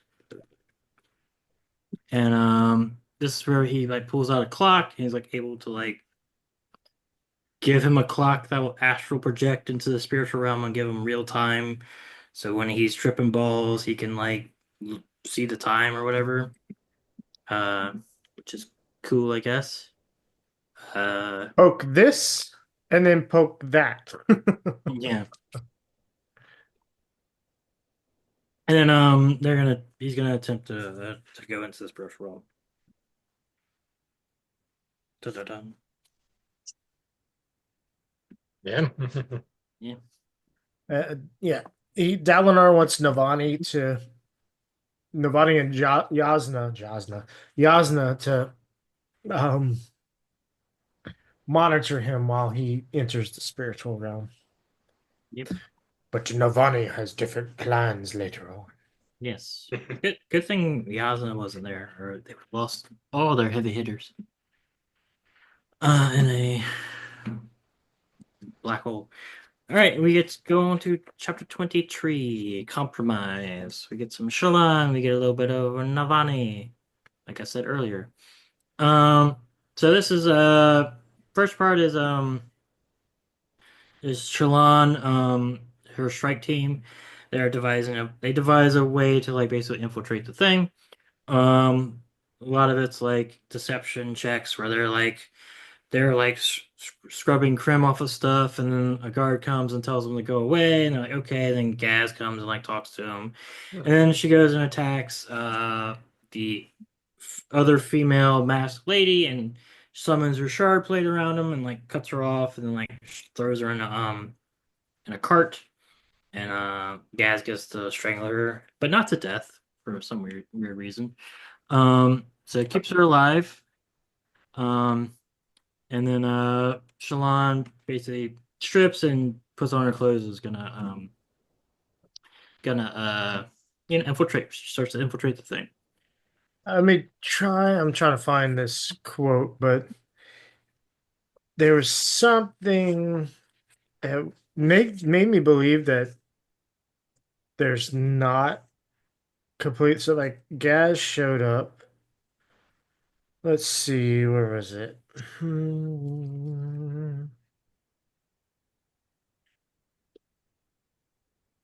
It was it says so Darcira said to Gaz, "Did you find your watch post?" Yeah, he said, "Neutralize them fast enough to show up here and help. What took you so long?" Had to go and position the strike team if you forgot, Darcira said. What do we do if there were more than two observation posts watching the base? It seemed like they were questioning each other's loyalty. It's like, hey, Yeah, I why? wouldn't say loyalty. It sounded more like just their efficient or effectiveness. Like, hey, you saw there were two teams. Did you already get them? Yeah, I got them. Why aren't you done? Well, I'm still working on mine, but what if there's more than two teams? Hmm? I'm doing my job. You doing yours? yeah. To me, it's not loyalty. That's more like just I'm good. You good? Well, maybe. It just Mm. seemed like it was trying to me, seemed like there was still doubt in Uh, her team. Or more Sanderson was trying to make the reader feel like there might be doubt in the team. I can see that. Um, Last thing, we get some of Queen Finn's uh personnel come in. They're the last people to come in. So they have so Aika and Jezanor. yeah, so they are gonna know what's happening with all that shit. Um, yes. So yeah, she rolls good on her stealth attacks, and she's able to get everything in. And then we get Navani. She's showing an air through. We get some like logistical stuff with like Polona and Sabarial and stuff. They're like, hey, we're still in the book. Um, the about Jim Hearts and soul casting and kind of just logistical stuff. Um, this we get some Aladar. We get no May Aladar though. No May Aladar. We get some stuff that is probably gonna come up next book when the tensions are really gonna be high. About like what the social structure of Alethi society is now that like light and dark eyes and radiance are now light eyes, and it's just gonna be all kind of weird. Um, that really seems like it's gonna set up for next book because I doubt it's gonna have any implications on this one. Um, but if like next book is more, if the god shit happens this book, and next book could set up a more like political drama with that happening, maybe like a civil war threatened or something. So that could be cool. What else we got? Oh, this is where we get talk of like this new form of fabrial making and stuff where they can like basically entice Bryn into the different jewels and like basically start trying to domesticate. Domesticate. Yeah, which is cool, but once again, that's a next book thing when we get a 10-year time gap, but that could be cool. Yeah. There'll be someone that's called like the Flame Keeper, and he just has like, like 20 or 30 spren that listen to him, and they go and light up your house for you. Yeah. Uh, Oh, next book series, there's people that are villains with it, and they like tell the Flame Sprints to like go and burn down houses and stuff. Well, they don't actually. Well, I guess they do produce heat. Well, they only produce heat if they're in a gemstone, right? Yeah. Is that true? They don't make it by themselves? pretty sure. Yeah, I think the flame sprint are just attracted to the heat. Yeah. Yeah, that's true. But they could like enter the gemstones and then make them catch some stuff on fire. But yeah, this is a cool little world building for next book. Yeah. You Because also got the sibling mentioning about honor. If he's left without a vessel for too long, he becomes extremely dangerous. And not just honor, but any of the shards, if they're left without a vessel for too long, become extremely dangerous. And then Rushu is like Navani's like, oh yeah, Rushu wanted to talk to you, and the sibling says something to Rushu, and Rushu's like, oh my god, oh my god, oh my god, the sibling talked to me. And then like Navani's like, yeah, I think Rushu wants to talk about Sprin with you or something like that. And she's like, oh, okay, yeah, I'll talk to her. And like as Navani leaves, she hears the first thing is like, "Oh, is it true that you're neither male or female?" And Navani's like, "What? Okay, whatever." Uh, so like Rushu's exploring her gender identity and trying to get allies and yeah, we get Gender Studies 101, yeah, Yeah. which It is sure. interesting though that Rushu in I want to say the last book, but definitely in like Edge Dancer and other, she's the one in Edge Dance. I'm not Edge Dancer. on shard. On chart and stuff like. She's always portrayed as someone that attracts the male race. Well, yeah, she's hot. Yeah, she's hot. Yeah, So it's nice to be like That's like her one feature that we know. She's smart. like smart and she's hot. That's about it. And she helps out Navani. But She's Rishi's smart. cool. She's honest. She's helpful. Yeah, Rishi's cool. Jesus, Justin, just because she's hot, she can't be other things. Why don't you just go kill some gate spren? They should do that. I'm glad you said gate. I was like, Whoa, Chris. the hard T at the end was like lacking for a second. Those. But yeah, it's Justin, please don't go kill any gays. No, don't. Gate. Gate Gate. sprint. Oath gate sprint. I'm just saying that is an option for them that they did not consider, which is kind of for as cold as Yasna is, she did not consider it, which is a little interesting. But if they kill the Oathgate sprint, that Oathgate is useless. Yeah, it is All the oath gates become useless. maybe. But is that worth saving an entire country's entire empire? So I mean, I'm just saying it's not a good solution, but it is a solution that they could do. I'm just surprised. I'm a little surprised now that I thought about it. Yeah, Yasna, as cold as she is and as practical as she is, did not even consider it. Maybe it's because all their anti-light was somehow stolen by the Ghost Bloods. Yeah, maybe so. They do seem to have a lot of it. They do have a lot of it. Chapter 24? 24. Yeah, we get our first flashback chapter. 26 years ago, we get Seth, Sun Villano, Truthless of Shinovar. Before he was Truthless of Shinovar, he's like a shepherd and he dances a lot. We made icon. He's wearing black. Yeah. He is dancing a lot and he's a shepherd. And his sister's like, man, this is really boring. And he's like, I don't want to go to the cities. This sucks. I got a cool stone. Guess what? My stone's the coolest. I'm gonna dance a bunch. Do. I'm really happy. Oh no, there's a rock. Ah, that's it. Yeah. That's it. Yeah. And we got interesting language in Shinovar where it's like we are those who add and those are those who subtract. So like if you add, you're like a contributor to society, and if you subtract, like you either are not a contributing member or you kill somebody. Yeah, we got a little bit of this in the The pigs. the The hunters. yeah, which one? Oh yeah. Cherry Cherry's girl, Prison? Risen. We got her in the Risen interludes when they traded with them. They're like, oh, he's like, oh, the shepherds are the high kings of this realm or whatever.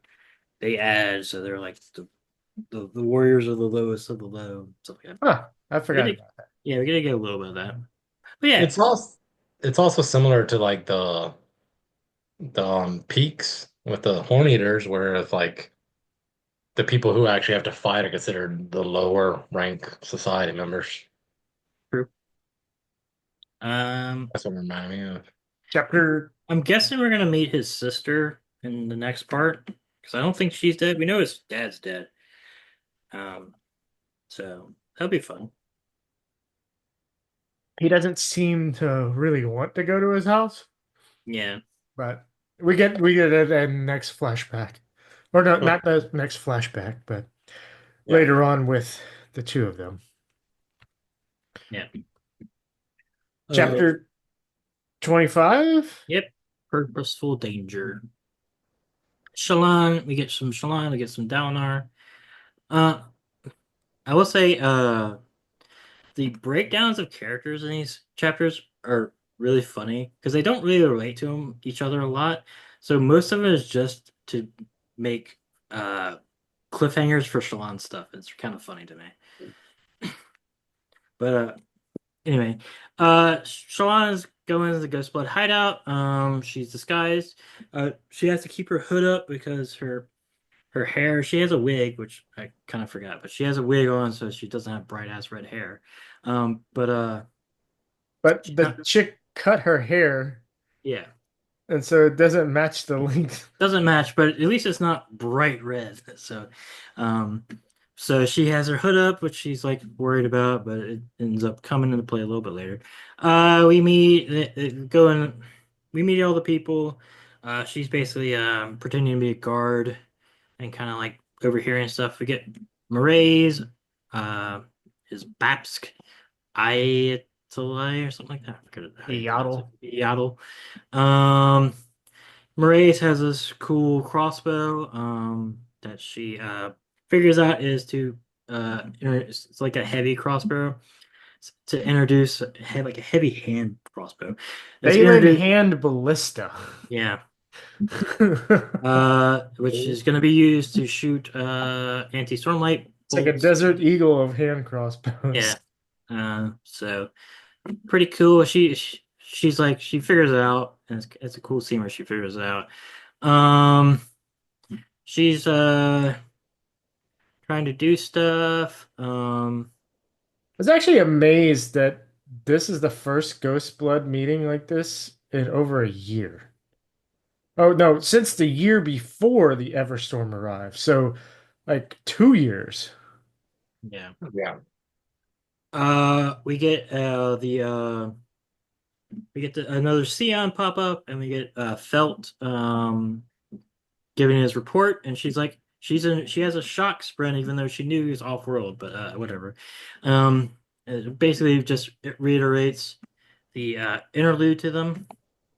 Uh, and yeah, Yaddle and Marays are going to go into the spiritual realm and try to find Ba'ado Mishram, which seems to be we find out later not quite to be Thadakar's goal, but of Yaddle's goal, which is interesting. I think it's the next chapter, but and then basically Yaddle comes over and talks to her in a foreign language, and dot dot dot. Cliffhanger. I Yeah, in this chapter and in the later one, you really find out that like the Ghost Bloods aren't 100% united with each other on their goals. Yeah. Like here, Felt is like, I don't want your money, Mraze. I never wanted to be a part of this. So it's like, but if we think about it, like Shallan, she was basically blackmailed into doing things, right? So it stands to reason that Felt could be as well. Um, so Felt doesn't necessarily want to be involved with the Ghost Bloods, but there's something being held over him. Um, Or but something promised. huh? Or bribed, like something promised to him. Yeah, but coupling I, that kind of seriousness with the fact that he's like, "Oh yeah, Ayla says she wants a pony." I was like, "What the fuck is that?" yeah, I kind of got that he's doing it for Thydakar, not for Mraize. So even though Thydakar maybe doesn't want Biodomishram as much, it's still like in his interest. So he's like they're like kind of not cross purposes, but like parallel purposes. That's why he's still working with them. At least that's what I got from it. Yep. Yeah, But and then I can see that. uh the names he gives to people like Icy Tongue and who apparently might be his love interest, his lover, Mraize's lover. Um and then Zora, so he's leaving Zora in charge while he and Iadel are away. And then let's see, the other Aika, her nickname is Stolen Purse, and that's the what are the actress, Azish. Was she the actor or was she the Azish? I know there's an Oh, actress. Zora is an Azish vizier. But I thought Aika was, let's see. Oh, yeah, Aika was a Thaylen trader, and Jezanor was a Thaylen trader as well. There is an actor. Who was the actor? Forget the actor's name.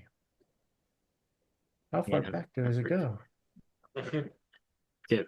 But did we know that Mraize was Thalen? He just cut his eyebrows. I think that was I established. Okay, I forgot about that part. I don't remember that being established before. Yeah, she says that in one of these chapters of Mraize. Yeah, I think it was like one of the later chapters when she's Yeah, chasing him through Shadesmar. yeah. Okay, then we got some Dalinar. Uh, he's talking to Navani. Oh, Hmm? before we move on, sorry. Yeah. Um, let's see. One, there was it was mentioned that the newest recruit, some raises like we didn't even have to use our newest recruit to nudge Dalinar into the spiritual realm. Is it supposed to be obvious who this person is, or do y'all is it for I don't know. speculation? I think it's probably for speculation. Okay. No idea of a I theory. don't know. I don't know. I have no clue. It's Renarin. Dude, I was about to say but then also the artifacts. So we get a rehash of all the little artifacts in there, which we find out later that is actually are Yaddle's artifacts and not Mraize's. Uh, so I want to read this because it's pretty cool. Mhm. To at some point try to figure out where they're each from. But there's a silvery horn or claw from some great beast. The Dragon's Claw, right? Has to be, right? Probably. Yeah, that makes sense. A chunk of light red crystal like pink salt, though a deeper, more vibrant color. I'm pretty sure that's Trust in the Emerald Sea. It's one of the powders. Oh, one of The one the that crystallizes, I crystal think. seas, the essence. A violet stone egg, partly crystalline with silver swirling around its shell. See, I thought that was a dragon egg, That could be. but Yeah. I don't think he would have two, or she would have two Two dragon things. Yeah. dragon things, but it could be. A fat, succulent leaf that pulsed red and seemed to radiate heat. Idea. A vial of pale sand she now recognizes having a very practical application. That one is white sand or black sand, whatever it may be. Yeah. So yeah, the leaf that pulsed red and seemed to radiate heat, that's interesting. And then an egg. It's made out of stone, but partly crystalline. That's from Game of Thrones. Yeah, Danny needs to walk into the fire with that and come out naked. Oh, Dalinar? Yeah.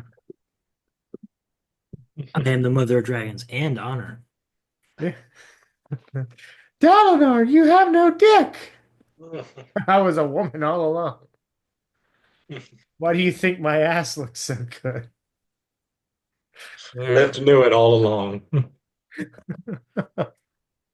Yeah, I wonder if since now they have him in custody, if like if Wit or somebody would be like, run it down. Here's what they are, or if it's just gonna be a little Easter egg still. Yeah, that'd be fun. Yeah. All right, Dalinar? Yes. He's with Navani. They're talking about kind of what their relationship's gonna be like if he becomes a god. This is where we get the thing of like where he's like, I'll give it up if it's too much or whatever. And we get a little bit of a Vin reference that she gave up the power, so at least one person was able to do it. And then Navani's like, hey, I'm going to accompany you into the spiritual realm because we need both the king and the queen to go missing for days. And Dalinar's like, all right, fine, you can do that. Nothing will go wrong. And then Wit's like, all right, I'm gonna like send you into one of my memories, and it's gonna be the when all the humans came to Roshar, and then you can go tell me about it, and we can see if like it worked. And they're like, okay, cool. But we can't do it here. We have to go downstairs because we might be shunted into Shadesmar and then fall a while, even though we still will fall a while if we're like 100 feet down. So I don't really get the point of that, but whatever. Did y'all get because they're still on a mountain? Not only that, the tower exists in Shadesmar. That's true as well. But they say it might like be flung out like Yeah, if they get flung out of the tower, yeah. then they'll fall from that height Yeah, down into water. but they're still in the mountains. So I don't know if like 100 feet matters that much. I don't want. In I can't work on Shadesmar, the ground floor. I'll and die. water. I'll work on the 90th floor. In Shadesmar, ground and water are opposite of the physical realm too. So No, it's not water. It's beads. yeah, you're gonna fall into Even if it is water, I don't want to fall off a mountain into water. You'll still die. But what I'm saying is, if they're gonna get shunted into Shadesmar, if they move like 100 feet, like 100 stories down, they're still on a mountain that they'll get shunted into Shadesmar. It doesn't really matter, but it's fine. I just didn't know. I was like, okay, Whip. But yeah, that's funny. Yeah, so yeah, they're gonna do some stuff, and everything's gonna go okay. Yeah, everything's gonna be fine. Barely any inconvenience. Yeah. Chapter 26. Yeah, it's cool getting more Index. Vin. I have a little bit of a wild theory I was thinking about. Coming I into the think- next chapter. No, and just for the next couple parts. I have a weird feeling that if you want to do something cool, because they're going to the spiritual realm, I think Vin might show up and like help them out in the spiritual realm. Because that's where she is, right? She like crossed over, went to heaven in the spiritual realm. Yeah. Wow. Kind of did. Yeah, I think if he wants to do something cool, like Vin will show up and help them out.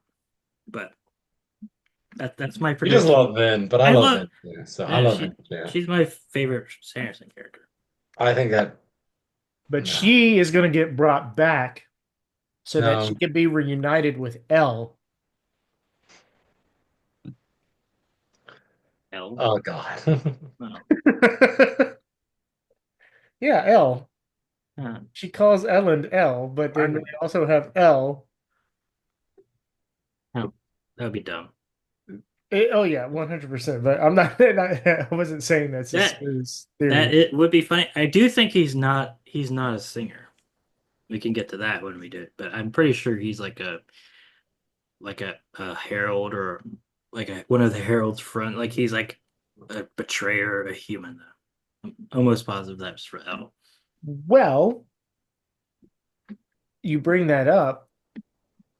One of the honorifics that they use when they sometimes when they reference the heralds, they put an extra L in there,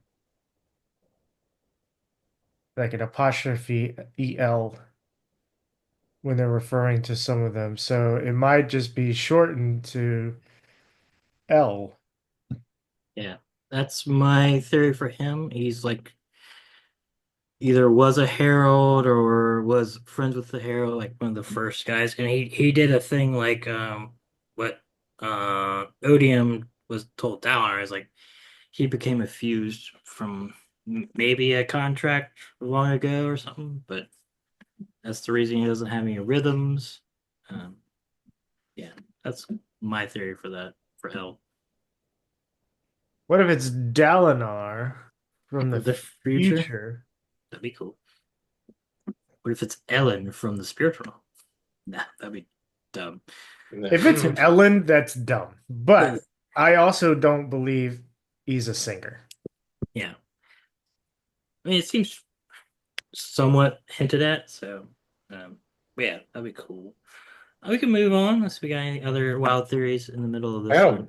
I got a question to ask, and it might turn into a wild theory. All right. Are there any other, I can't think of any other things that are like the singers in all of the Cosmere. Like everything's a human. All sentient life are humans. They've been, Apparently there's dragons. well, there's dragons, but like, There's the Sleepless. Yeah. Which maybe they will show back up. There's So, the yeah, there's the Khandra. but the Khandra are human. They, the They Kolos are were human as human. well. Colossal human as well. Yeah. Like what I'm thinking is, there's the so Seance, the Sprint. for years, there was just two shards, honor and cultivation. Well, we learned that We But the there know were that these other gods before them. we we know that know the that the singers singers were before there that. before. Yeah. Yeah, so the singers were there before. I'm wondering if the singers were once human. That somehow something changed them, the rhythm of something changed them. I mean, if we're gonna like, The reason I'm saying that is because if so, then maybe L is like some experiment trying to make a human out of a singer or something like that, like reverse the. I mean, there could also be a thing like if there's one god, there could be more gods. If we're gonna go polytheism, and like the night and all the other stuff were actually like gods, like actual gods Yeah. that then got suppressed when as I don't know the shards came down, but they were like actual gods. And this isn't the reveal is gonna be this is not a monotheistic religion or whatever or world. Hmm. I don't know. Huh? Maybe. All right. Let's get to the next chapter. All right, Yes. hunting the hunter. Yeah, going along. Shallan and Dalinar. There's a whole lot of chapters in this section, so There is. This will We only have like 8 more to go. yeah. So she's chilling. She rolls a good deception check on Iolai by being like, yeah, kind of nodding wrong. Oh, did you mention the last chapter that she saw Jaanat in the glass? This happened. Oh yeah, no, but yeah, Yeah, she saw Jaanat before, then she like winked at her. yeah. Uh, so yeah, they go. She's panicking because they're speaking a different language, the language of Scadrial or something else. Probably it's just Spook's languages, so it's really hard to understand. This is In what a was little another. while later on, it becomes like German. Yeah. It almost becomes German. Yeah. Was ist erst müssen? Yeah. What is your mission? What is your mission? Yeah, so she gets out of it Isn't the by being legend of missing a go? yes. Anyway, she gets out of a sticky situation by being like, "Hey, Was in the was of where? Shawnat's here," and they're like, "Oh my God!" They freak out. Shawnat's like, "Hey, good job, girl. You're good at deception. What's up? You're so cool." Um, and she's like, "Hey, I just want my kids to be safe. That's all I want." Um, they talk to Shawnat. They're like, "Good, well," so she's been working with them. Obviously, she's given them Sprin that we saw in the last book. Um, we get she's looking for she's keeping a lookout for Shallan, which is funny. She lies about Shallan, which is interesting. She also is looking for uh s- uh when Dalinar is going to go into the spiritual realm, so they can like a little hook into it. And then let's see. Yeah, that's kind of that. It's kind of funny. She notices the anti-stormlight arrow in Moraise's quiver because they have a bunch of them. But I guess anti-stormlight's pretty easy to make, so they probably didn't steal it. She thinks they stole it, but like it's pretty easy to make if you know the right ways to do it. Yeah, I guess if you know what to do, it's And they probably just read the research because it's research. The research is in here and in LFCAR, so it's probably pretty easy for them to get access to it. Yeah. Even though it's only been, well, maybe not, because it's only been like a day and a half or whatever since it's been invented. So maybe they knew before that. I don't know. I mean, we did know it existed before because Gavilar had one. True. So maybe they had it before. yeah. Um, I guess that makes sense. Um, and then yes. She talks more with uh the Bapst. I'm gonna forget her how to pronounce her name. They see Yaffle. Um, they seem to all have different cross purposes. She's a little annoyed with Moraes. Thinks that he's too focused on Shallan. Um, He says she doesn't think he's been replaced by a duplicate, but I do question his loyalty to our cause. Now, I was like, all right, duplicate. Okay. I forgot that somehow forgot that Kandra are on other planets now. Um yeah, I guess it makes sense. and so there's the potential that there are at least one Kandra on Roshar that is imitating somebody I we know. forgot. Didn't Contra need to eat adium, or is that a different? Or am I misremembering? Nope. Khan just had to eat the dead body of the person. That's it. But they need adium for something. They just need a piece of metal that bestows a blessing. They Or have two spikes yeah. that turn them from Miss Wraiths into Khandra. Spoilers for Mistborn. Well, We've we already, we've already already, gave that warning in yeah. the first Yeah. if you're this far, then sorry. Like I Um, mean, you're it's still probably worth reading. It's confused. still worth reading. Like you're probably confused by a whole lot of stuff if you haven't read Mistborn at this point of reading this book. so I wouldn't they was be able to test? Because you just need to Khandra. do uh emotional metals. Allomancy. Yeah, allomancy You're to a str- conjure. if you're a strong enough Alamancer, which I guess by I have no idea what the second era is like. And I'm guessing The if you second era is infuse them strong. with Stormlight, the same thing would happen, maybe? I don't know. I don't know. I'm just saying there should be a way to test, even though they don't seem to be Allomancers. At least they don't. But they're also creatures of preservation. Yeah. So, there might not be the Well, investitures are kind of like Stormlight is, or not this, no, Stormlight is investiture of honor. So light is investiture of the three gods on Roshar.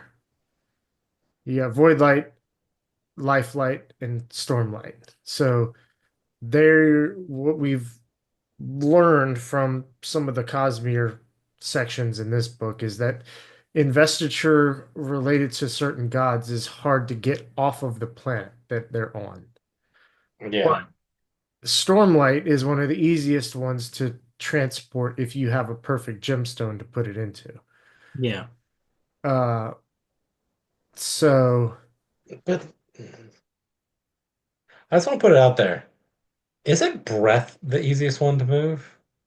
breath takes a person. You need people for that. I mean, I understand that, but they had people with tens of thousands of breaths. Like, It who knows how many Wit has?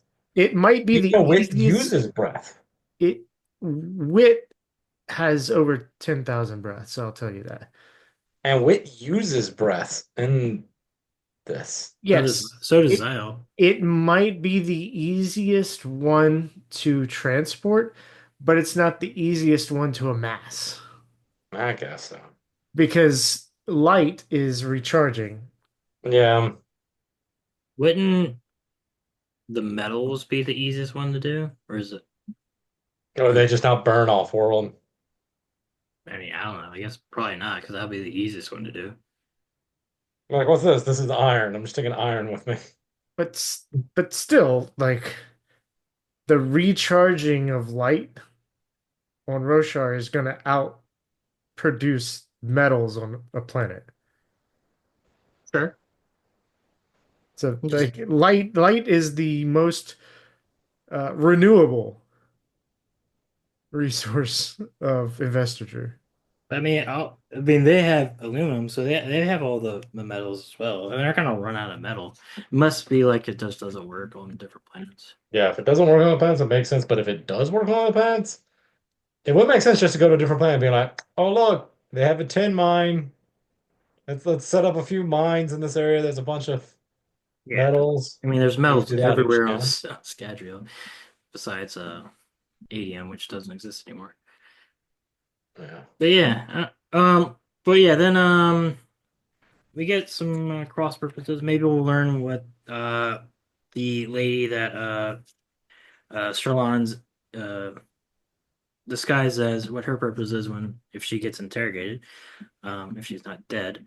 And then she kind of slips up and she's found out by Ayato. I will say, so I looked it up. Was ist or wat is er mis is actually a Dutch phrase meaning what's wrong. So, They're from Earth. yeah, There's two things I can't stand. Dutch. The Dutch. Yeah. Yeah. there are a lot of things that Wit talks about that seem Earth-like. Chris, do you think it's gonna turn out that the spiritual realm links to World War II, and that that's where all the power comes from? They're trying to make an alchemy stone. I knew it. Or what is it? The Philosopher's Stone. Philosopher's Stone, yeah. Spoilers for the non-Brotherhood version of Full Metal Alchemist. Yes. So sorry for that. Go to chapter 20. Wait, are you sorry for spoiling or sorry that it exists? It exists. That was really dumb. Sorry Chapter 27. that exists. Yeah, it's non-canon. Yes. What is right? We get Seth. He's like, "Oh my God, there's a stone." Everybody else is like, "Oh my God, it's a stone." We're gonna have to move because there's too many stones, even though they don't realize that underneath all of there's a lot of stone. So good for them to not know that. They're like, "Hey, I got this shovel. We can dig up the stone." Everybody's like, "Oh no, you can't touch the stone." I've got gloves. I got gloves. I'm not technically touching it. So it's like, that's dumb. And they're like, well, this is dumb, but whatever. We're gonna do it.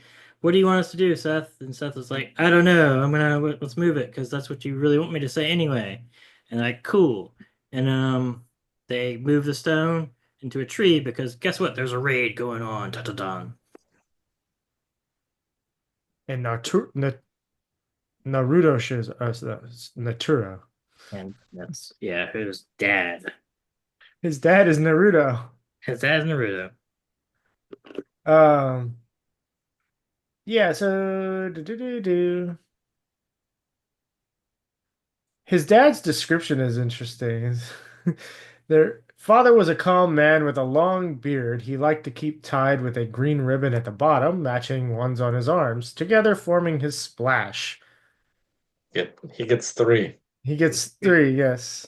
And his mom gets one big one, which is But very no, his mom gets 1. She makes it a big one because yeah. she's like that. Yeah, Yeah. it's an episode of Office Space. No, it is the movie Office Space. This is Flair. It is his flair. He got to Yeah. wear 3 as his duty of training other shepherds elevated him. His head was shaded by his customary tall reed hat with a wide brim, and he had a bit of a paunch that spoke to his talent as a cook. He had all the answers, always. Also, so they keep referring to the farmer I was gonna bring that up. with a capital F. Mhm. Um, I kind of feel like this might be Ishar. See, I like that it's the farmer's just like the king. Like That in their overseer. society, like the farmer has to be the biggest producer. They make food for everybody to eat, or they provide food for everybody. So the farmer is like the highest level that you can be of a person. Yeah. Like your town elder kind of a thing. So I didn't take it as it might actually be someone else. It's just that's kind of like the title given to like the mayor or the king or I could see that too. Yeah. I can see that. I will say I love when asked about like what's gonna happen if they find out we moved it. And like up until this point, it's like this really serious thing that like, oh my God, they really, worship the stone, they can't move it. And then he's just like, oh yeah, he wouldn't be happy. Might require some cake to make up for it. Look, we um don't get that look, says it. We show devotion because we choose to. And so the kind of devotion we make is ours to decide. I like the fact that it's serious, but he also is trying to put out the point is like, no one's going to, like, it's not going to be the end of the world. Except I think he's wrong. He might be wrong, Because but we it's know his very, entire family is in order play trading. but I find it very interesting that his father is telling Seth, we show devotion because we choose to, and the kind of devotion is our choice. Think about the things that Seth has done in the name of his devotion. Oh yeah. Didn't I? And that's the thing his father's telling him. It's like, oh, we only do it because we choose to, and we make our own choices. It's like he went a different route. Yeah. Because I think the He rest followed of a stone and did stuff. I'm pretty sure the rest of Shinovar does not follow that precepts, and it's going to be really No. bad when they return and someone's like, "Oh my God, you moved into a tree, heretics!" And then they're going to get like, in order I to don't know. make His up- father still was practicing with one of the honor blades till very recently. They couldn't have killed him. No, they're going to be forced to become killers and join the honor blade stuff. Maybe. That's because like his sisters all like the entire family like trains with him, for what I Yeah, that's true. remember. But it was also given as like a training with it was an honor because you don't fight with them. You just train with them and get ready for the Void Bringers. Well, Yeah. he was given they were given them to use to fight, to be ones who subtract. But they don't use the honor blades to fight. That's what he is saying. Yeah, that's what I'm saying. Anyway, that's all. I didn't want to slow us Yeah. down there. Yeah. Anyway, I have a feeling like Seth is gonna kill somebody in the raid, or something gonna be bad in the raid, or the Rock, and that's why he's gonna learn how to use honor blades and stuff. Anyway, we can move on to chapter 28, obstacle. We get some Shallan. She's found out. She activates her signal saying it's go time. She summons her shard blade, her shard plate, her shard shield. She's like all sharded up. She's cool as shit. And then she's like, oh wait, oh no, they have like anti-stormlight things. What's that gonna do to storm shard plate? So she dismisses everything immediately, which is really funny. She takes a crossbow to not the knee, but to the side. And then she feels all the anti-stormlight and just for some reason doesn't immediately rip it out of herself, but that's fine. She just lets it take hold of her. She's like talks to Marae. She's like, "Hey, we could kind of work together, maybe." Well, there are two shard blades summon as well. Okay. Like two of the ghost bloods summon shard blades. Yes. So I don't know if they were radiant or if they just had shard blades. Yeah. But Marae's and the others don't summon sharp blades, so and they don't use them later, so they must not be at that ideal for well, they couldn't do it in Shadesmar anyway. You can't do it in Shadesmar. Yeah. Yeah. She has a cool thing where she breathes out all the stormlight so she doesn't blow up when she gets hit by it. That's pretty cool. Yeah. Then they else call away. They disappear. The ceiling melts. And Yeah, and the They- Dozen they- Windrunners, Darcira, and Aranor, who's a stone ward, come Yeah. in. yeah, but then they boop away. Yep. And she sees them in yeah, she sees three of them in Shadesmar. She does not see their spren, which will be a thing later. So Leaky is not a radiant, but Eotl and Marae's apparently both have a spren, and one's an Elt's Caller and one's a Lightweaver. Yes. Unless one of the unseen court is a spy. I think we've already played that. I don't think that'll happen. But I maybe. did too, but you know. Well, doesn't Else Callers have no wait, they have no. No. Never mind. I don't know the other one that they have. It's transportation. Well, no. No, they have soul casting. Transportation and Yeah. the soul casting. Yeah. Yeah. Yeah, so cool little fight scene. It would have been cool to see what happened if to the plate when it got hit. We'll see that some other time. Hello. Oh, by the way, the leather armor that she has on. Did we find that? We don't find that out here. We found that out later. Yeah, it's some special off-road leather. Yeah. It's cows, right? Nah, I don't think so. Why would it be cows?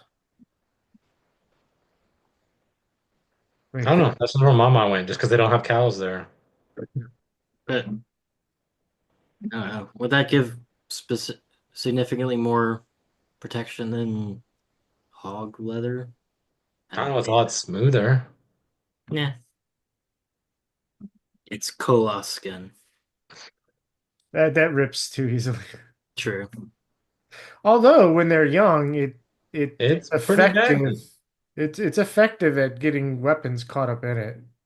Yeah. Mhm. It's pretty dark. Then we get some Kaladin. Kaladin's like, hey, you should continue to talk. And Seth is like, no. I don't want to do that. Stop talking to me.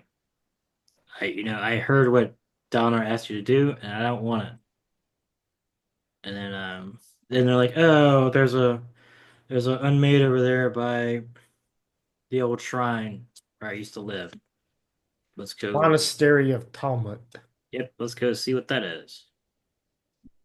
And Kaladin's like, we're gonna do that, but not tonight. Because I'm gonna cook. because the night is dark and full of terrors. Yes. The night is dark and full of terrors. Yep. But he also doesn't want to go fight an unmade at night. Yeah. Which fair enough. Yeah, yeah. Yeah. Well, we do get Seth mentioning here that he being elevated and then traveling to each monastery to train with honor blades. And ironically, the monastery of Talmud was the first one he trained at, even though the sword was not there. So he doesn't know how to use those surges. Well, he would know them individually from other people. Yeah, if he trained with 9 of them, he knows all 10. But yeah. So we'll get maybe a montage of him training or something. I mean, we're gonna get something cool next part with his flashbacks, hopefully. How many total surges are there? 10. 2 each. And each overlap by 1 to the next.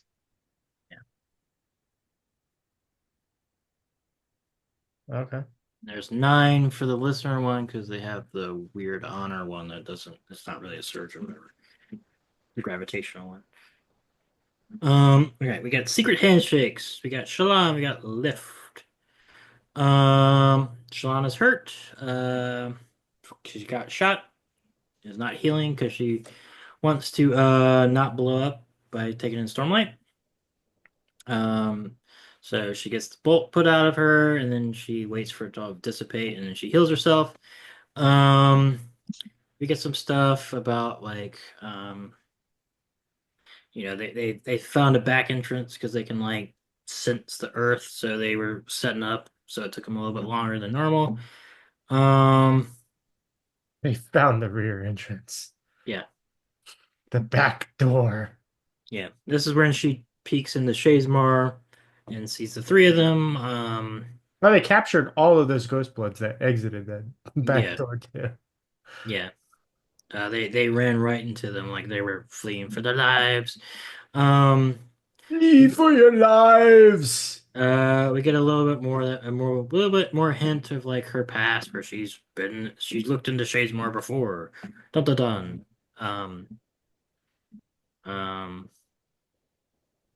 And then we get a little bit more that like since she has 2, she's able to like enter Shadesmar, which is not one of her like surges or whatever. So maybe if she gets 3, she can do even crazier stuff. Ooh, just gotta catch them all, Pokemon style. And then she's like, "All right, let's go. We're gonna go, like, we're gonna Find go Renard. save the day. Find Renard." That's who she's going to ask for help. Yeah. Then we get Lift. Lift is with Gavinor before he goes on his sojourn into the abyss of time and space. She's teaching him bad words like shit, which apparently is not used in this world like it is, but Zyle taught her off screen some curse words before he maybe died off screen, but probably not. Yeah, he disappeared. He's gone.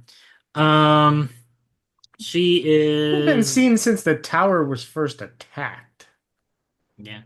I mean, yeah, he basically missed a book.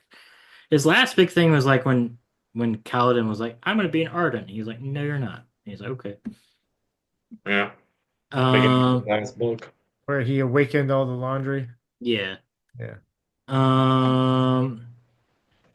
We get some sad stuff with Gab, like, do my grandparents love me? And she's like, she comforts him and stuff like that. And then she's able to contact. She talks a lot with the sibling. She looks for the red bird, but the red bird has not been found. Which is fun. I wonder if this actually is gonna go somewhere, or if it's just a red heron. Oh, the red parrot. Yes. Red heron, not Yeah. herring, but heron. I, Um, very good. yeah. Well, if it's like the flute, it'll come up in book 7. Um, we get more of Lift. It has to lead us back to that person though, as well. Yeah, So hopefully. We get more of like Lift being more grown up, and she's checking out Drahe and Sigzil and stuff like that. Um, yeah, You know he's married. Yeah, and his husband's hot too. yeah, I was like, yeah, yes. This book suddenly became very horny. She teaches everybody. Gav a secret handshake, and she also teaches Wendell it because she feels a little bit bad about it. And she's gonna go. Dalinar and them are leave to go to the secret room to do the experiment, and she's gonna follow them. Dun, dun, dun. and this is where she mentions that the sibling doesn't know much because she's just a building and people fart in it. Yeah, Mhm. And then the sibling's like, well, you know what? You have like millions and millions of microbes that live inside of you and on you. And she goes, oh, that's cool. Lift's like, yeah, that's pretty cool.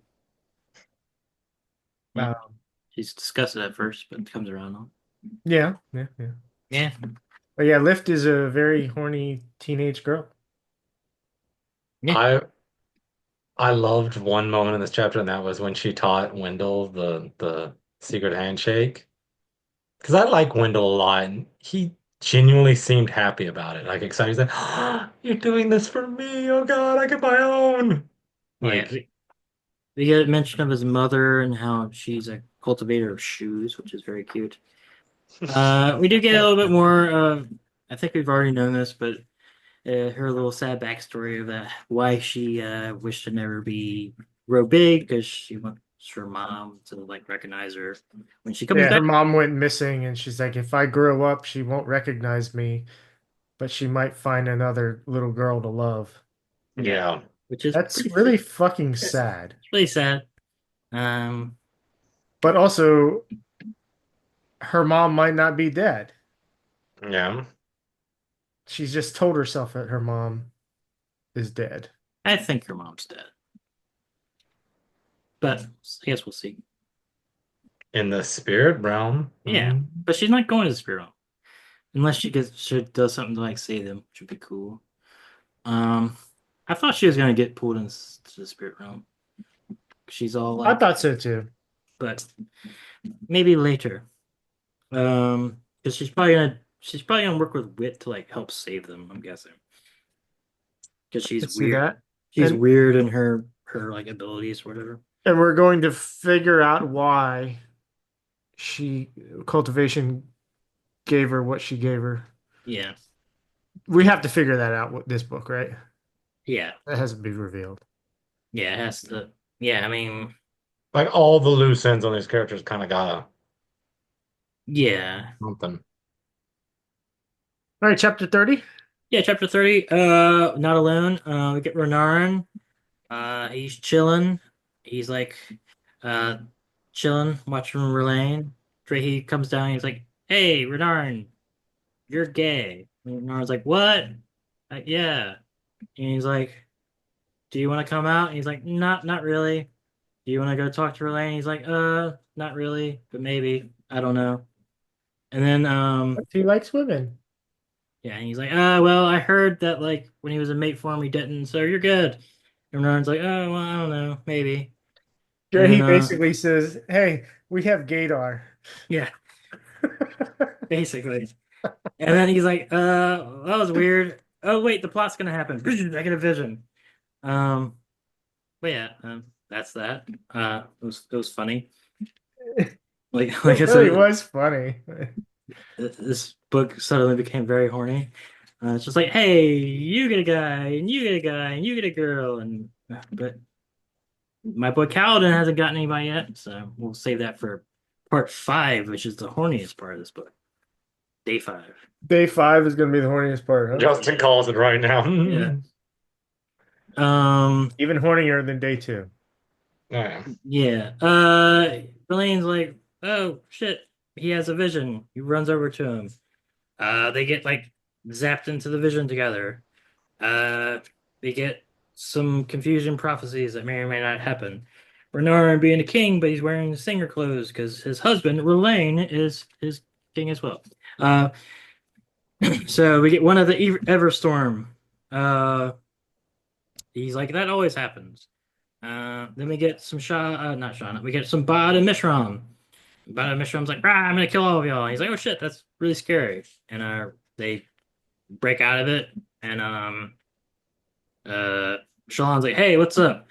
What are y'all doing just chilling there? I got a mission. And also, this Verlaine has been trying, not Verlaine, Renarin's been trying to attune specific rhythms and seems to be kind of doing it, but not really.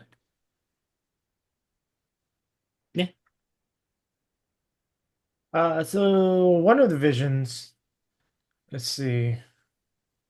Well, I thought it was funny is the first one with him sitting on a throne in his room, and there's wooden figures and like romantasy books on the shelves.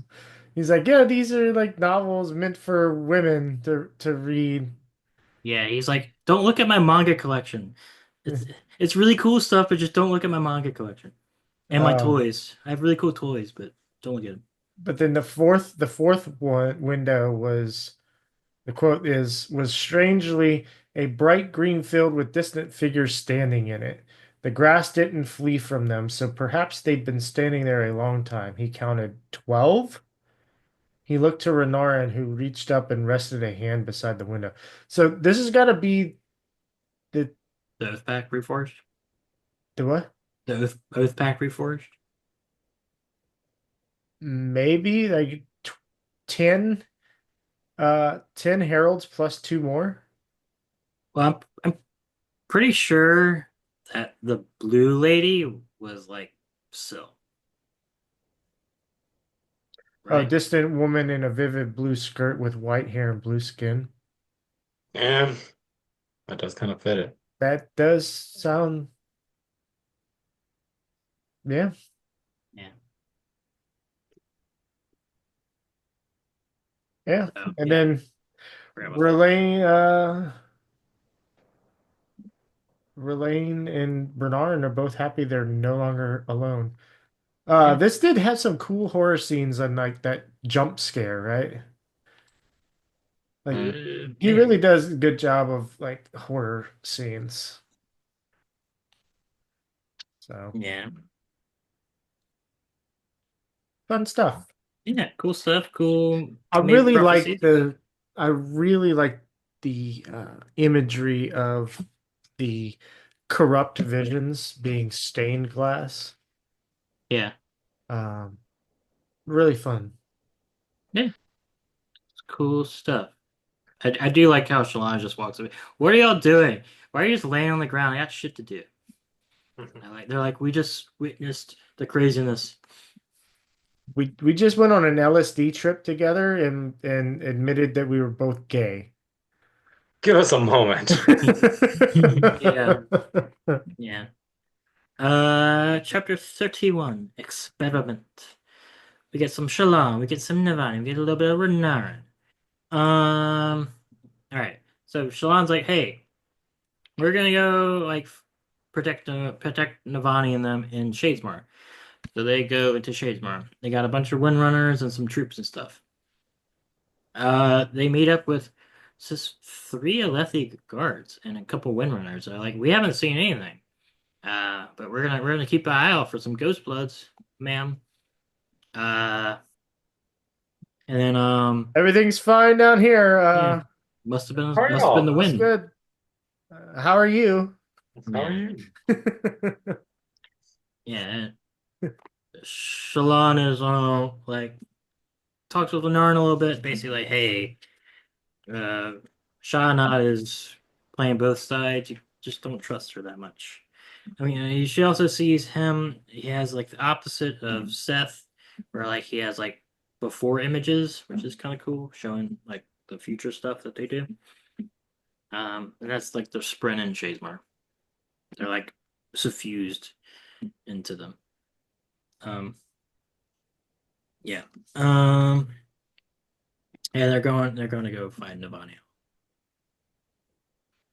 Uh, yeah, Oh, Navani. Yeah, the Relane calling the honor sprint racist because every member of Bridge 4 has an honor sprint now, but Relane bonded a corrupt Jean and not sprint. So like the honor sprint didn't want to bond a singer. He's like, these guys are racist. Um, yeah, yeah. yeah. But he doesn't say racist. He says, but those decisions, oh wait, hold on.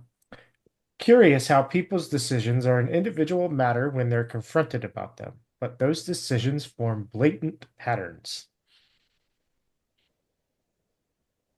Yeah. But Windrunners, they're so human. Oh yeah, and then this is funny. I think I could see Sanderson writing this in because people commented so much, just like Justin has, where it's like we got another secret society. Like, oh my God. It's like Relaine was confused. He's like, so Radiant explained that the Ghost Bloods about the Ghost Bloods and Shallan's involvement. And he goes, wait, didn't we take care of this secret society? And they're like, oh no, that was the That Sons was of a Honor. different one. That was a That was a previous different one. one. It's like I think he really had to write that in to be like, all right, readers, I got you. Like there were yeah, too many.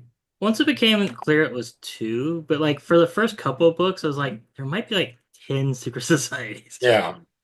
It was kind of crazy. Um, but yeah, yeah, it was funny. Well, I mean, there still is another one out there called the Irie, which has been brought up in here, Okay, so there's but more. very little. And then there's the whoever the red parrot guy is, unless he's part of that. And then there's the I could see sleepless. him being in the Irie, but And then there's the sleepless. So there's still a lot of secret societies. And then there's the Conjure, and then there's but yeah. Yeah, we get some Navani, Dragons. the dragons, yeah. They're going to the place. She confront she comforts Gavin a little bit. He's like, "Hey, you're fixing to go on a weird, wild trip," but she doesn't say that. They go into this like pretty cool area that has a lot of fountains that like blocks noises, so they can't really be uh like overheard. Then Wit's like, "Hey, I got this rock from your homeworld. What's up?" And they're like, "What? You can just okay, you could have just solved most of our questions by just talking to us, but that would ruin the book, so you can be very vague." And he's like, "Hey, you're gonna witness the migration of your people from your world to this world." And they're like, "What the fuck? This is crazy." All right, cool. And then they're like, "All right, Yeah, yeah. Let me just slide up this doobie and switch gears. yeah, all right, let's just solve like the biggest mystery of our time, how we came to this realm casually." They're like, "Sweet." So that's the plan. It totally happens. Um, so yeah, then it switches back to Shallan, and they're but before that, he's like, they're like, all right, great. We just enter with our minds. How do we do that? And it's like, you I just do don't it. know. The only time I have ever gone through was when there was a pooled power from a god, and I stepped into it. So it's like, oh, Yeah, well, fuck. yeah. You're like, yeah, you just gotta do it. Then we get Shallan, and they're like looking around. The place they find Lif and Gavinor and the vents. They're like, this Did is did the chapter actually mention that Navani made Gavinar go off somewhere? Because they were walking to the room and Navani like she was holding Gav's hand. Yeah, I mean he didn't enter it with her, so I think she said like he sent him off with the nursemaid or something like Okay. that. Yeah, there's some conversations about with Renarin about like should they go after Bada Mishram because she seems pretty insane and powerful and deadly, and she's like, well, if she's all that and we let the Ghostwas have it, it's gonna be really bad, so we got to do it. Um, so she confirms her plan. Um, and then they're like, then basically they talk some more about all that stuff about from Renarin's point of view about being a little fond of her, about how she loves Adolin so much. And they're like, oh no, could they be light weavers maybe? And then there's 3 guards outside. Dun, dun, dun.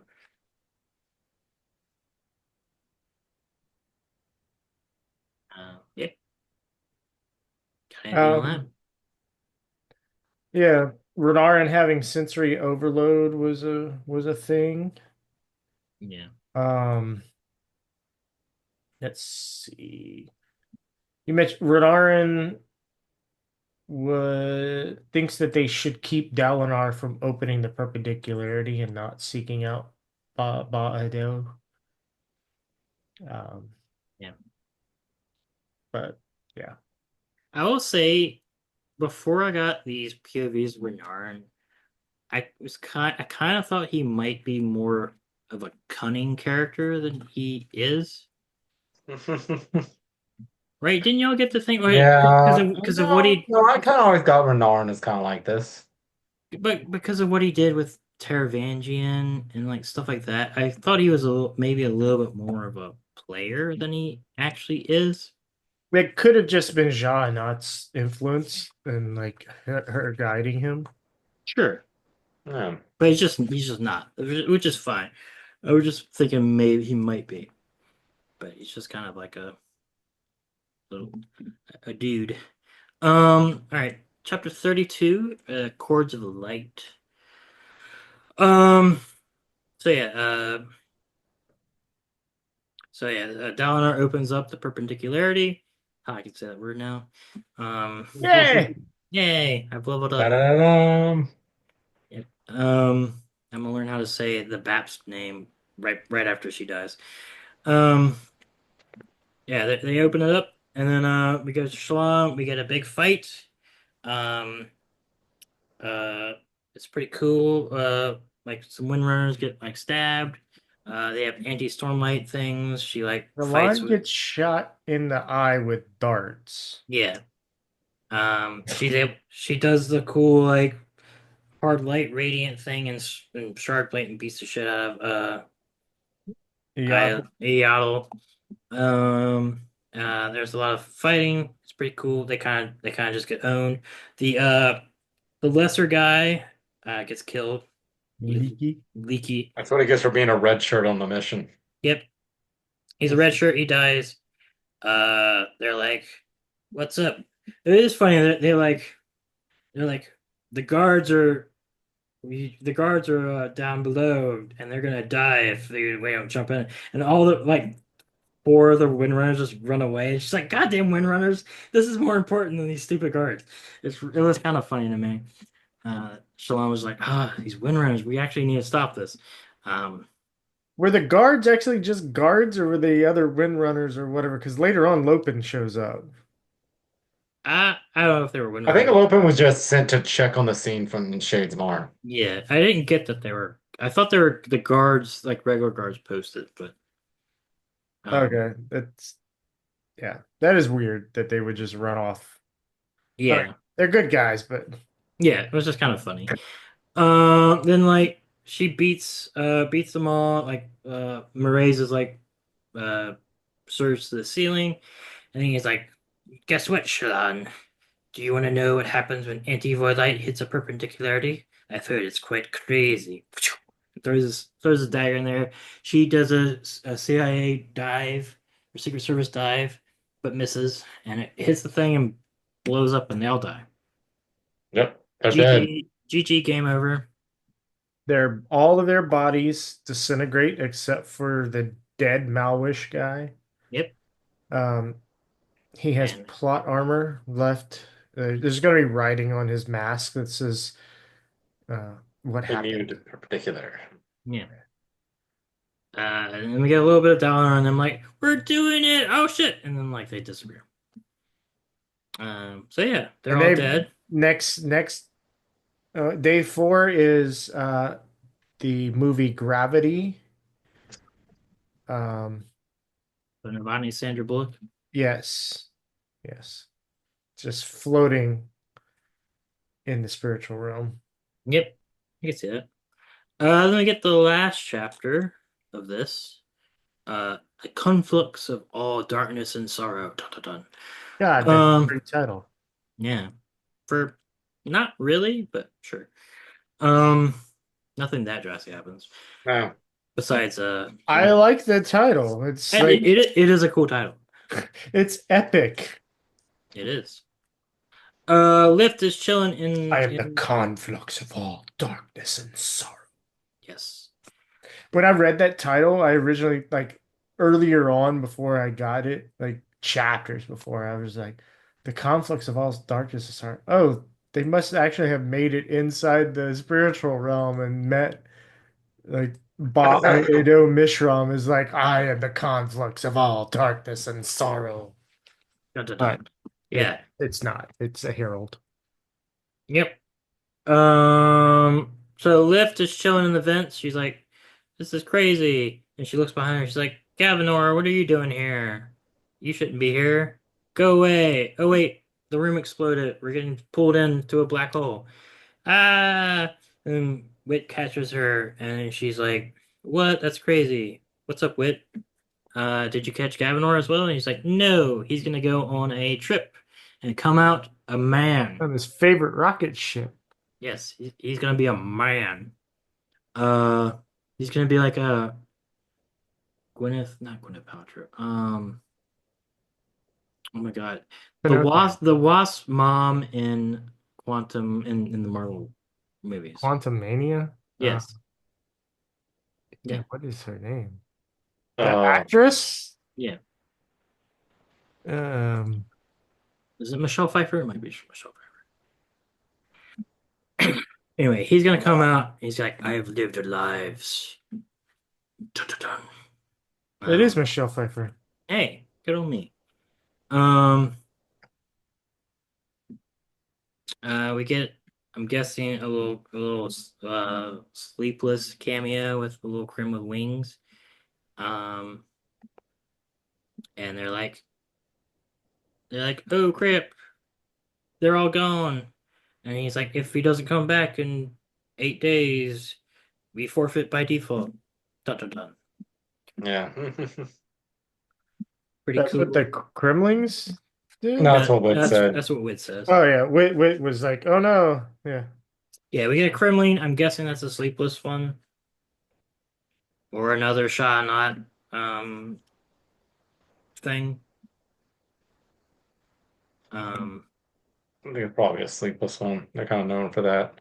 Yeah, but also last book there was the Relane's spread was in a Kremlin as well. So it's either one of those. We go back to Kaladin. Kaladin sucks at cooking. He just puts random shit in a pot and makes Rock cry. Because he does not have enough air to cook. He has too much air, Lowlander. Yes. Yeah. He trying to get Seth to open up, but Seth is like, I know what you're doing. Shut up. I deserve all this. Also, your stew is really good. And Kaladin's like, what? And he's like, well, maybe if it's like, if I'm comparing it to a 4-star Michelin and it's just like home cooked meal, then maybe it's all right. All right, cool. I actually did good. Huzzah. And then yeah, and then the herald comes up. He's like, "What's up?" Comes in. I am a herald. Um, Well, Kaladin's attempting the flute yes, he flew really with. quickly as well. So I was Excuse I was trying to find the Kremling thing, and it makes sense. Like she she said those things were all over in the air shaft. What we know that the sleepless were invited to learn, right? So they would be in the tower. yeah, Yeah, So yeah. I'm going sleepless. That's my mind. yeah. No. She hasn't eaten one of them yet. Yeah. So there's been 3 chapters so far where people play the flute. Sure. Let's put it out there. One of them was in a flashback. Seth's sister was playing the flute. But Seth went, I mean, but Kaladin went by himself to go practice the flute here, not around Seth. I don't know that there's gonna be a connection between that, Yeah, but there might be a connection with the flute and Seth. could be. Could be. Yeah. But yeah, But then shit we get happens when the flute gets played. yeah. Yeah. It will come up. I'm guessing. Um. Yeah. Lupin. We get a little Lupin thing. Oh, did Uh. you mention Just the fan wind service. coming? Yeah. There's some wind Like stuff. the wind showed up to talk and says that Odium is not focused on him anymore, or her, Yeah. him or her, whatever the wind is. Um, but that Kaladin and the wind must preserve a remnant of honor. Did you mention that? No. We did not. Honestly, the wind stuff. I'm just not touching it I right was now. more excited to talk I about the just flute. yeah. I don't understand the wind stuff at all. It'll come into play later. Yeah, I just wanted to mention that Yeah, because yeah. I it's like, totally oh, forgot that. okay, well, I forgot it happened. Yeah, the wind stuff is talking to him still. I'm assuming that next part will come a little bit more clear. and Ishar appears after Yep. the wind leaves.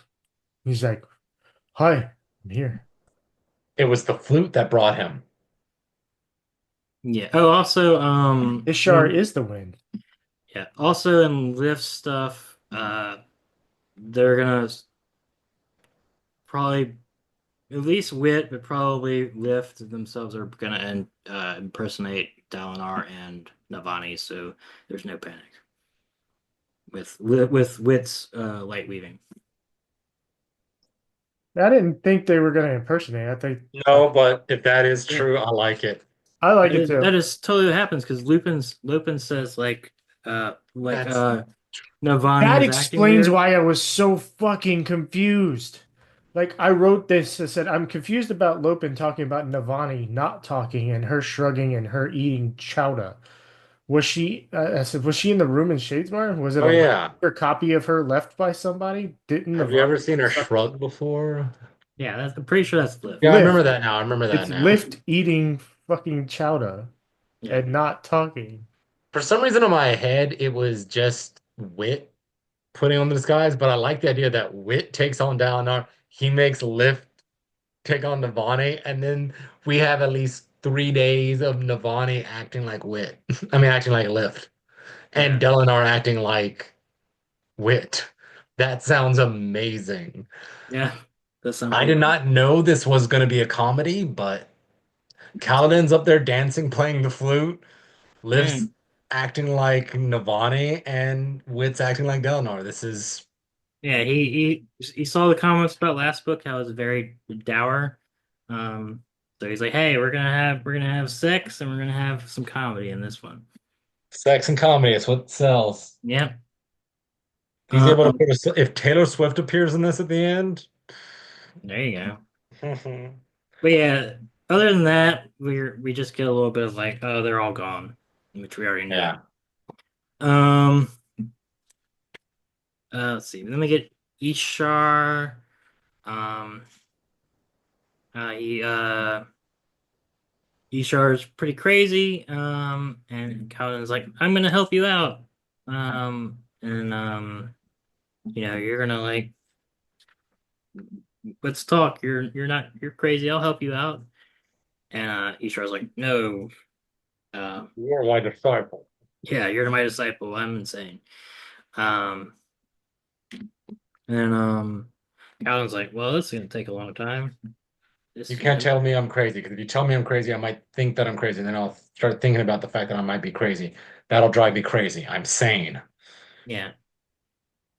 So he's like, this is gonna be really hard to do.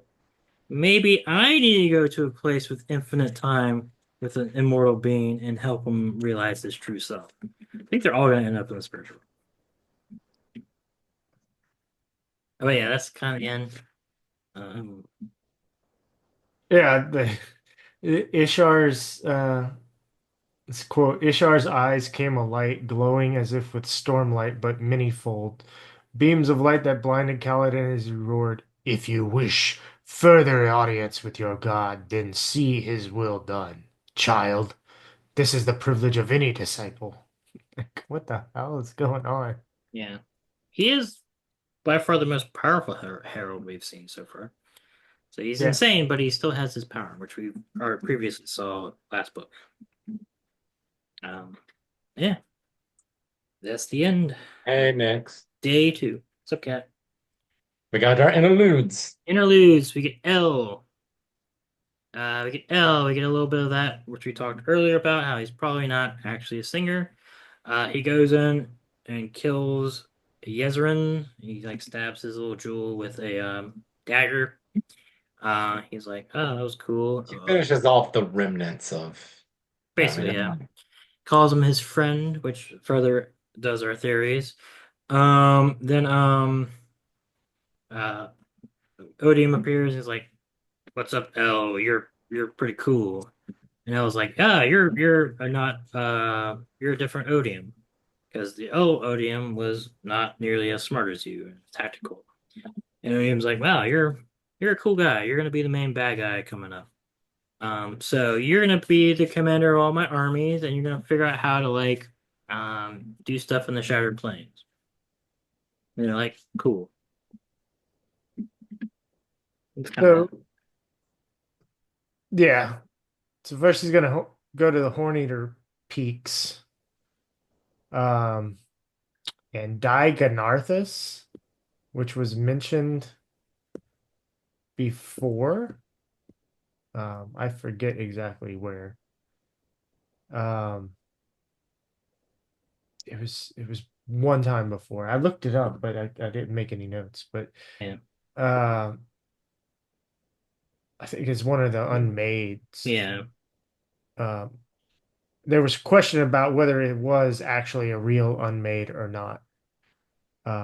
Yeah, she has an Elt's Gate. So he's gonna do some cool stuff. It's gonna be fun. It's a little late to introduce him as a bad guy, so I'm curious what they're actually gonna do with him. But yeah, he's now in charge. They also basically like, hey, what do you think of the Nine? He's like, they're pretty stupid. They like fuse themselves into a wall. And he's like, Odium's like, yeah, that was pretty dumb. How about they answer to you now? Peace out. Oh, that sounds great. It's like, hell yeah. I will say there's a line in here that L says, I would hum to subservience if I had rhythm still. Yeah. I think it's something that was a singer that got something else. See that? Or someone that tried to get turned into a singer. Yeah. Yeah. I don't know. I'm interested in him, but like you said, it's book 5. Don't introduce a big bad right now. He's got to be something else. But he did a good job with Raboniel last book. Raboniel is one of the best parts of that book. Yeah, but she was in it through like the Vinley and stuff for a lot of it. And yeah, so yeah, she was Vinley and Navani. Yeah. So like we got a lot of her quick. I will say that's probably these books are I really enjoy these books, but that's probably the weakest part of these books is the antagonist. Because like book one, the I can see that. antagonist is what's his name? Sadius, who's like whatever. Yeah. Because like that like antagonists that don't become allies. Because Vinley and Eshonai become allies. Leshri becomes an ally. Rabonio becomes an ally. Look, Like really, Romeo not an ally. she was basically an ally. At the end. No, she didn't care who at the end. She was like, I want my side to win. So I'm gonna give them a weapon that'll just destroy your side. Oh fuck. Well, you have the weapon. I don't give a fuck. I just want it to end. That's not an ally. Sure, she was I don't know what you basically call that, but she was not a true antagonist. She's more of a Vegeta. But like it basically like the Pursuer and Sadius, and I guess Maraise and all of them, if you count them as the true bad guys. So it is the one thing that's a little bit lacking. So I hope he gets cool and really- Taravangian is yeah, but he's like a Yeah. god now, so he's like whatever. Like he can't be like the actual bad guy because he's so powerful. oh, you mean like who do they actually face? Like Amaran? Yeah, like Amaran was a good bad guy. He was, but he had like we haven't had really many bad guys after Amaram. That was what made Rubonio so good because she had like stakes with one of our main characters. Yeah. So Well, I mean, she came about in the beginning of the fourth book. Amaran died at the end of the third book, so yeah, but I don't know. It's just a thing I've noticed that isn't as good as it could be. Like Seth, I guess, is the still have bad guy, but now, Moash. yeah, but like Moash isn't really a character. but we have Moash, Justin. Yeah, The best villain of all. Like he was interesting, and then they took away his pain, and now he's just the coolest villain ever. yeah. Like he could be a really good villain. I want. He hasn't shown up yet in this book. Hopefully, he will. No, he's He everywhere. You can't see it. he actually has to show up in this book. Like they have to finish Moash at this point. POV. But I don't know how they're gonna do that with Kaladin and Shinovar. He's gonna be the main bad guy of the next. I feel like Gavinar is the one that's destined to kill Moash. So like he comes back as like a 30-year-old and fights Moash. Sure. I'd be fine with that. I mean, he has to age up if he's gonna be a thing because he's what 5. So even in the time skip, he'll be 15, which I guess you could have him be a child soldier as a thing. So you could maybe kill him in book 8 or whatever, but Moash can't last till book 8. No. He has to die this book. I think Moash is. I really feel like Moash's arc ends in this book. Yeah, and like there was a cool thing that we skipped over about like how Tef's old guard are like wearing these patches and they're like we're gonna fuck up Moash, but we don't know any of them, so they can't actually fight him unless he just kills them all, which would be pretty cool. And if they have a cool fight, but yeah, I want to. This book has a lot to do. Luckily, we have all these pages left. Yeah, we have a lot of pages left. What, like 1,000 pages? Yeah. But anyway, let's finish this up. We get a Wrong lesson. Yes, we get a Taravangian POV. It's a recurring thing of cultivation being like, "Hey, Taravangian, I might have fucked up, but please don't pick the wrong path." Taravangian's like, "I kind of want to pick the wrong path," and she's like, "Please don't pick the wrong path." He's like, "I kind of want to pick the wrong path." And that's kind of it. But that's kind of. She's like, maybe I messed up by giving the smartest dude in the world like god powers, but please be good. And he's like, maybe I will be good, but maybe me being good is saving everybody and becoming the one true god, like getting all the shards. Then everything will be good. And Cultivation's like, but don't do that. And he's like, I think I will do that. Yeah, it's just funny. It is. Yeah, I don't know. I don't know how I feel about cultivation. Well, she's worthless right now. Yeah, she like She's played. not giving information to people that could use it to help. That's every guy in this book. That is every guy. Like literally, Wit could solve like most problems by just telling everybody what he knows, but he's not going to do that. The Stormfather is not going to tell anybody what he knows. Cultivation's Like, not going to do Wit anything. could, cultivation can't. Yeah, cultivation Wit can't, might or not be it able opens to. herself up to be attacked. Wit True. might also have to be careful because he's in that pact with them that he can't Yeah, directly. yeah. But he's Now, also, Stormfather's just a dick. but Wit's also like giving them memories of his stuff. So is that not just telling them? Well, no, he's giving them a memory of when these people landed on a planet. This has nothing to do with the whole Odium thing. Sure. It is funny. I find it funny that Cultivation was playing 4D chess, and she checkmated herself. It's just kind of funny. Potentially checkmate herself. Yeah.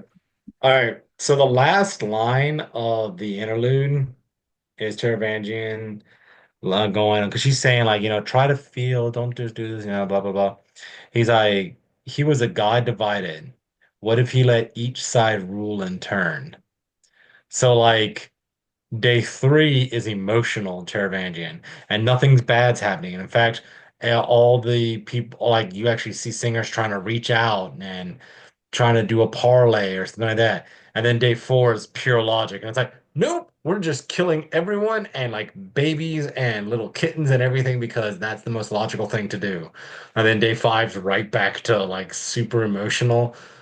Imagine Wit trying to figure that shit out. Be like, I don't know what he's planning. Just chaos. That would Yeah. be funny. Well, the next two sections are pretty short. They got like Yeah. 90 pages. So we get Adolin, Seth, and Kaladin. So none of our spiritual realm people. Still One no, of, still no singers. one of those three people are gonna be dead at the end of the book. Aelin, Seth, or Kaladin. I really think Aelin's gonna die. But I don't think it could be. I think Zeth is gonna become Honor. How? But how? Unless I guess. He practices with all the honor blades. He knows he's been a man trying to regain his honor. Look, he's Zuko. You just have to accept it. He's doing his redemption arc, and he's all about honor. But he has to get to spiritual. I mean, maybe. Could happen. I wouldn't like it, but it could happen. I don't know how I feel about that.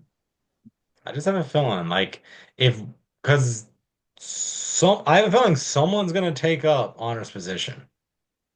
I still stand by Taravangian. I don't think it's gonna be Taravangian. I I still stand by could- Taravangian trying to collect all the shards. Well, I can see him trying to collect them all, but he's not gonna get this one. Unless you think it's an Empire Strikes Back kind of ending. Not A really good. bittersweet, the bad guys kind of mostly win. I don't but think he can. I don't think he can do that with it being like 7 year break. And right. depends on because the next after this, he's doing what? Era 3 Mistborn after this. Mm-hmm. So unless Era 3 Mistborn's a lot more Cosmere heavy, he could. I mean, could. But I mean, okay. So Era 3 of Mistborn. Now I can tell you this. It's titled Ghost Bloods. do you have? Is the main character spoiled? Do I? Is the main character spoiled? No, this is the only thing I know about Era 3. Is that it's Ghost Bloods and it's like a 1980s style era.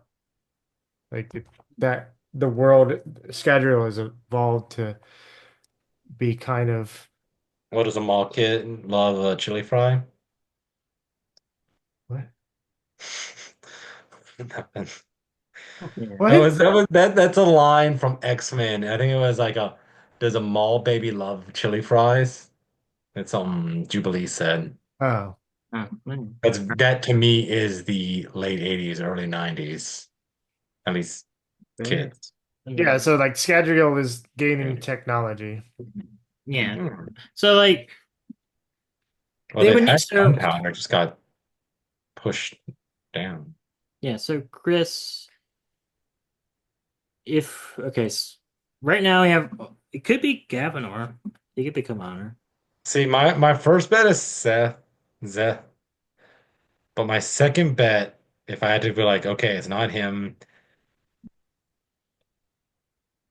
I really think it's gonna be him, but I wouldn't either Relane or Renarin, one of those two. But they're not in the spiritual realm. They didn't Unless get they sucked in go this. to no. They are. Oh wait. Yeah, they did. Oh yeah. Yeah. Yeah. But I really think it's gonna be Seth. Well, we shall Unless it see. has unless it has an Empire Strike Back kind of like bittersweet and bad guys are kind of winning. And I think it's gonna I'd be end. all about that. Holy anyway, huh? I think it's gonna end with the new status quo being assembled. So whether that's like the Glycerin Kingdoms and all that, like they win, but like they Glycerin, they're gonna establish. He's gonna establish a status quo for Shar.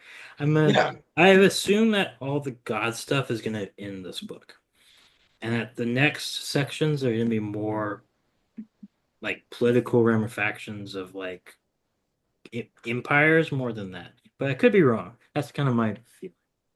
Because I don't think you can do 10 books of like crazy God shit.